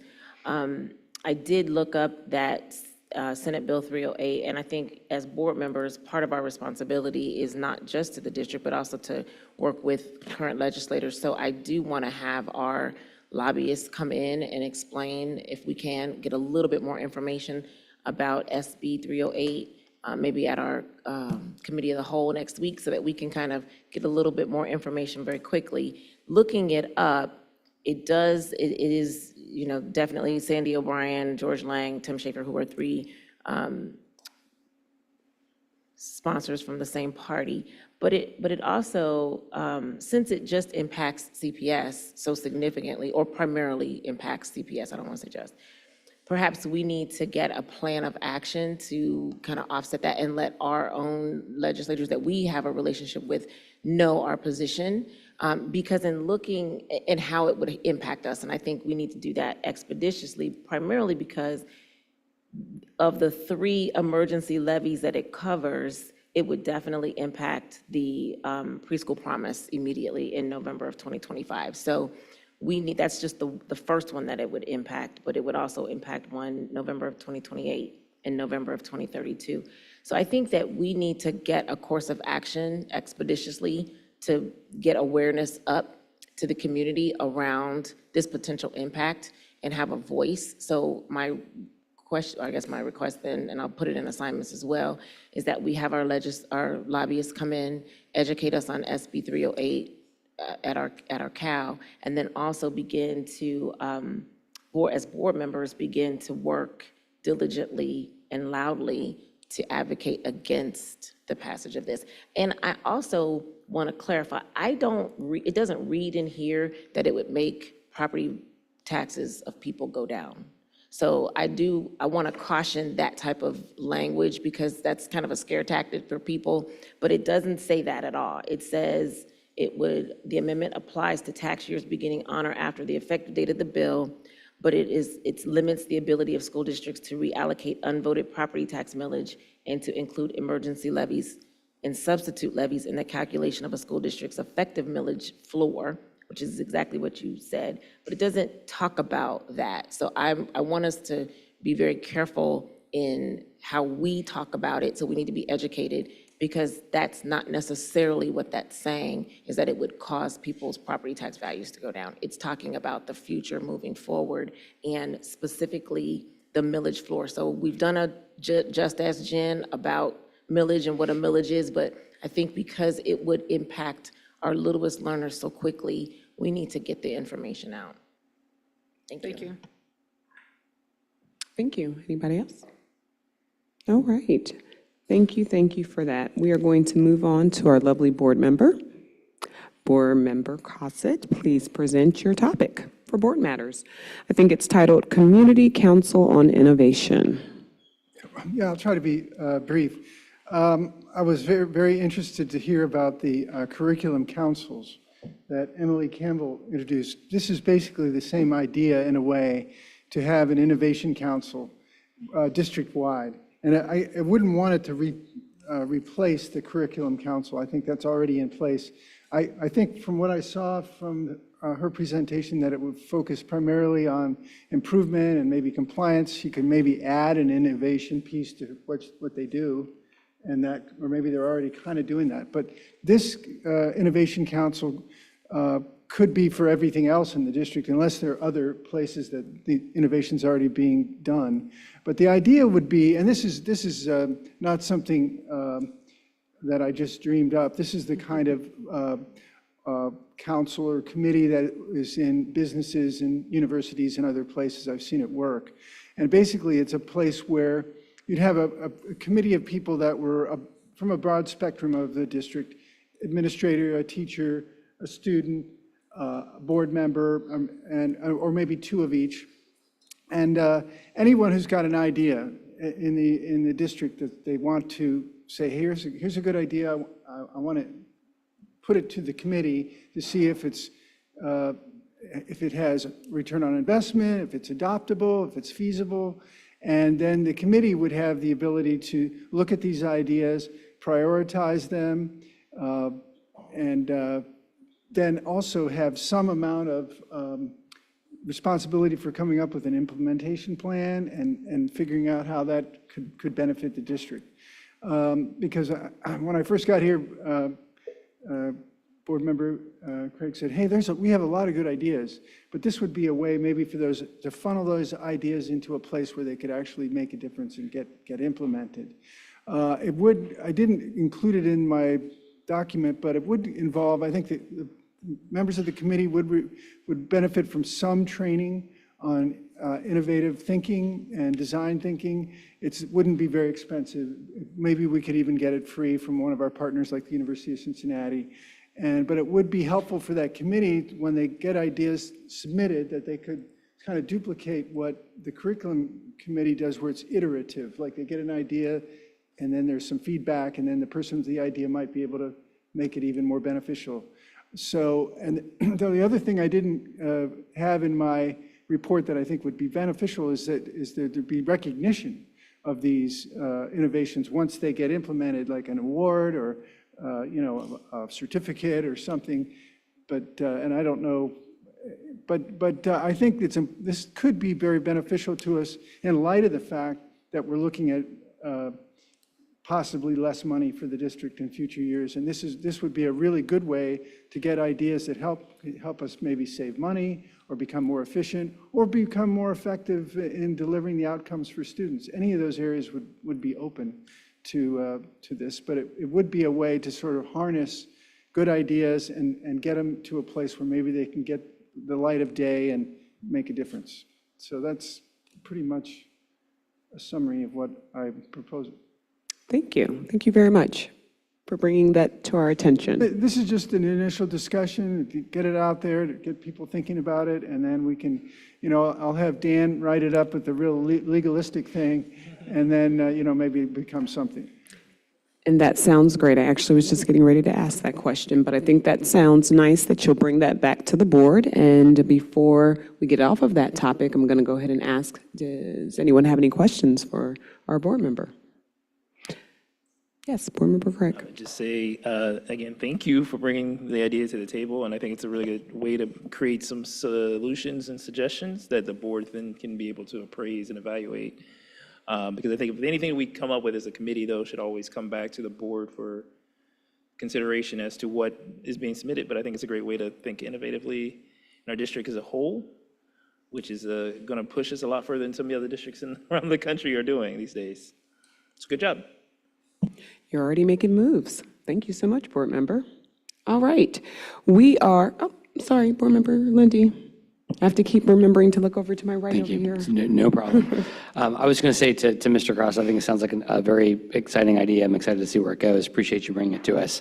I think I only had one question on it, which was there's a line in the beginning about CPS employees, students, and teachers are welcome and invited to enable innovation in the district. Love all of those groups. Are you open to adding families? Of course. Great. That was my only question. Yeah. Thanks. All right. Thank you so much. So we're moving on. A proposed consent agenda has been distributed. Treasurer Wagner, can you please maintain the list of any exceptions and any exception makers? Do board members, Interim Superintendent Murphy or the treasurer, have any exception items on the consent agenda? I have a question about one of them. Okay. I'm sorry. So we have no exceptions, but we do have a question. Board Member Moffitt. So I just would like an explanation about the redlined items from Board Member Crossett and Board Member Mapp. What were the redline additions, subtractions for those two particular policies? A resolution amending Board Policy 5136, cellular telephones and electronic communication, and then a resolution amending Board Policy 6320, purchasing of goods and services. Just an explanation.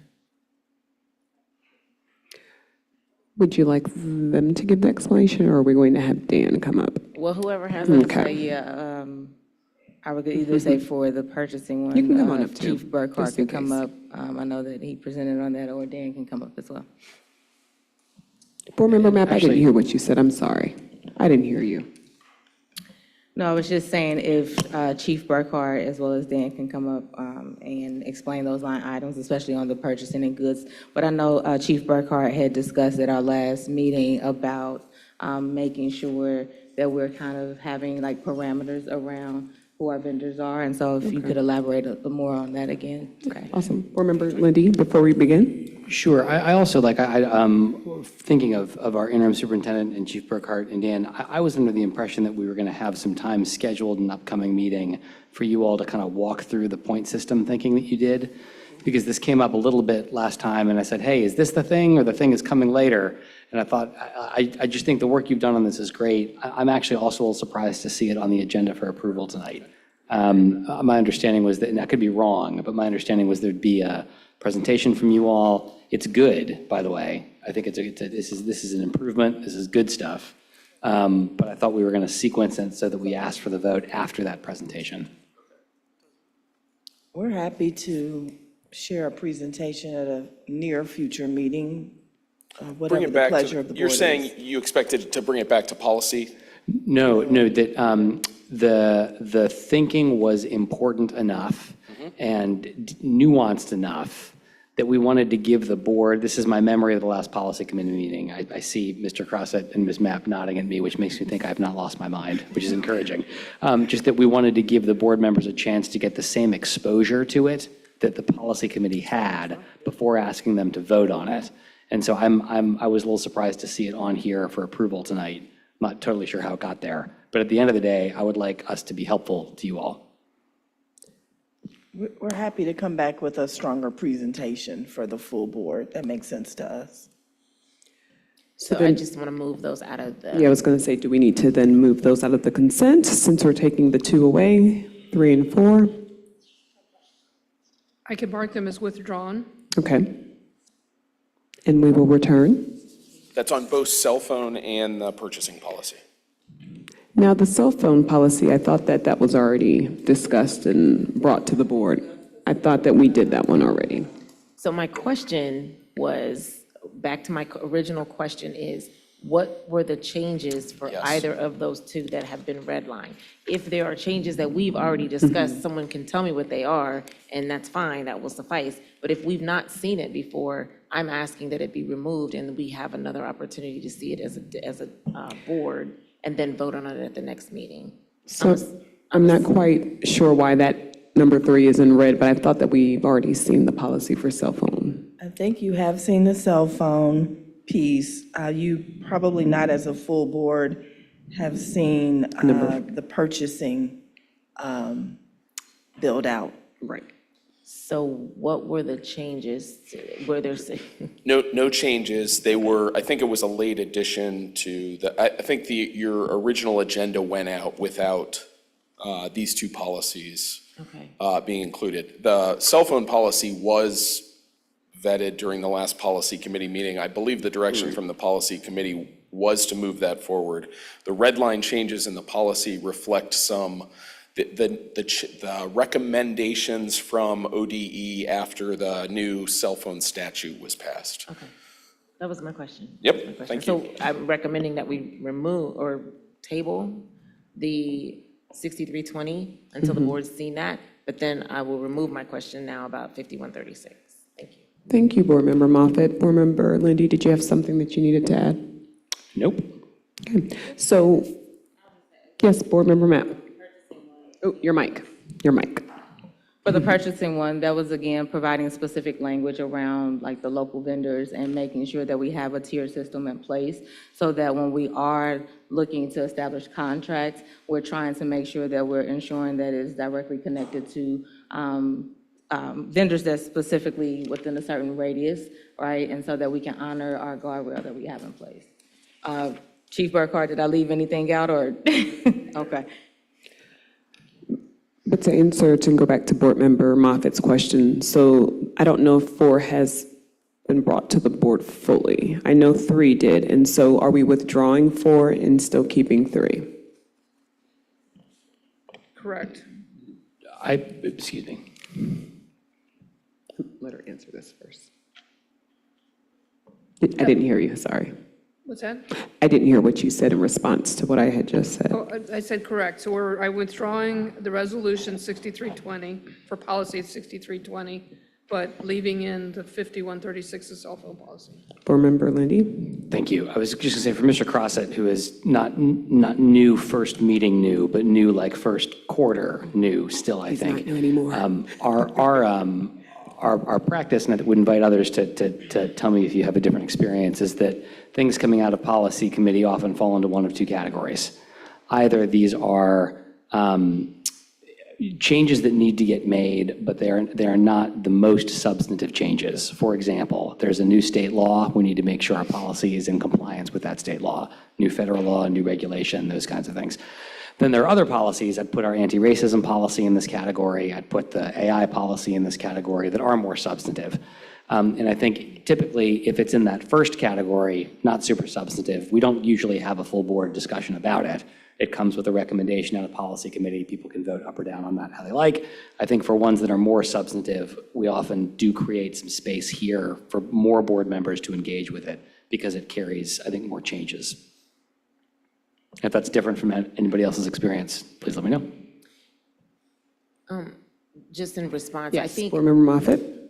I was under the impression all changes, regardless of significance or not, should come back to the board for review. We used to have it where we didn't have a consent agenda and the committees would share what those were. And we would have committee reports at each meeting. We don't have that. So I think I would feel most comfortable with any changes, no matter what they are, they're either explainable or the board should have seen them, the full entire board should have seen them prior to a vote, including in a consent agenda. So that's been we did not have the practice of one or the other because each committee was reporting. Well, I will say, if I Thank could- you. Board Member Mapp? I will say that in our policy committee meetings, we have always made it our duty to have discussion around whether, as a committee, we think that this is something that we support, but also making sure that there's language and conversation around bringing it to the full board. And so that's something that we have been making sure that we have done. We did it again with the cell phone policy, so I think everyone had an opportunity to have eyes on that.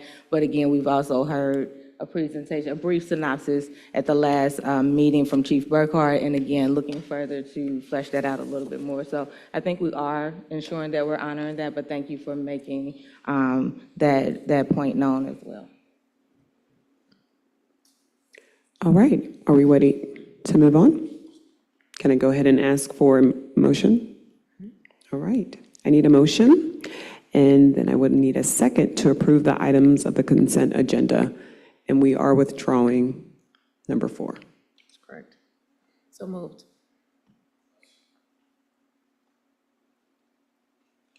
Second. Okay, I didn't hear the first. Dr. Moffett. Okay, sorry. I was waiting for that one. Okay, thank you so much. Treasurer Wagner, please call the voting roll for the passage of the consent agenda. Mr. Craig? Yes. Mr. Crossett? Yes. Mr. Lindy? Yes. Ms. Mapp? Yes. Dr. Moffett? Yes. Vice President Weinberg? Yes. All right. No items were submitted for inquiries and updates, so we are moving on to assignments. Board members, do you have any assignments? I'm sorry, you said assignments. I was waiting. I was Distracted. going to call on you, I but yes. appreciate it. I appreciate it. I do want to make a formal assignment for the lobbyists to come and give us an update around SB 308. I think that's the number and the impact. And I did send to all the board members the link that I was reading from, but I think that's significant enough to have it at the CAL or the next available meeting, whichever they can come to. I do also would like to know, we heard tonight around the impacts of subs in our school buildings. So if we could get some data around that, that would be most helpful. Is that impacting student learning? Is that impacting engagement? And then my last question, I was going to put it under inquiries and updates, is around our ESOL families and some data around that. So I had an opportunity to hear from one family who had, Dr. Smith worked it out, but, and Mr. Burkhart worked it out, but we have some gaps in how our ESOL families are being serviced. And I kind of want to get an update and keep that on the radar around how our ESOL families are being serviced and any data that we have around the needs of that. We had a lot of attention come when we talked about getting rid of the ESL manager position, and we ensured the community that we would be doing something around that. So I'd like an update around that particular department and what we're doing for our families. Thank you. All right, anyone else? Should I take my time as I say the next sentence? The chair will entertain a motion for adjournment. Is there a second? So moved. Thank you. Good night, everybody. Second. Oh, second, sorry, I was trying to move. Can I get a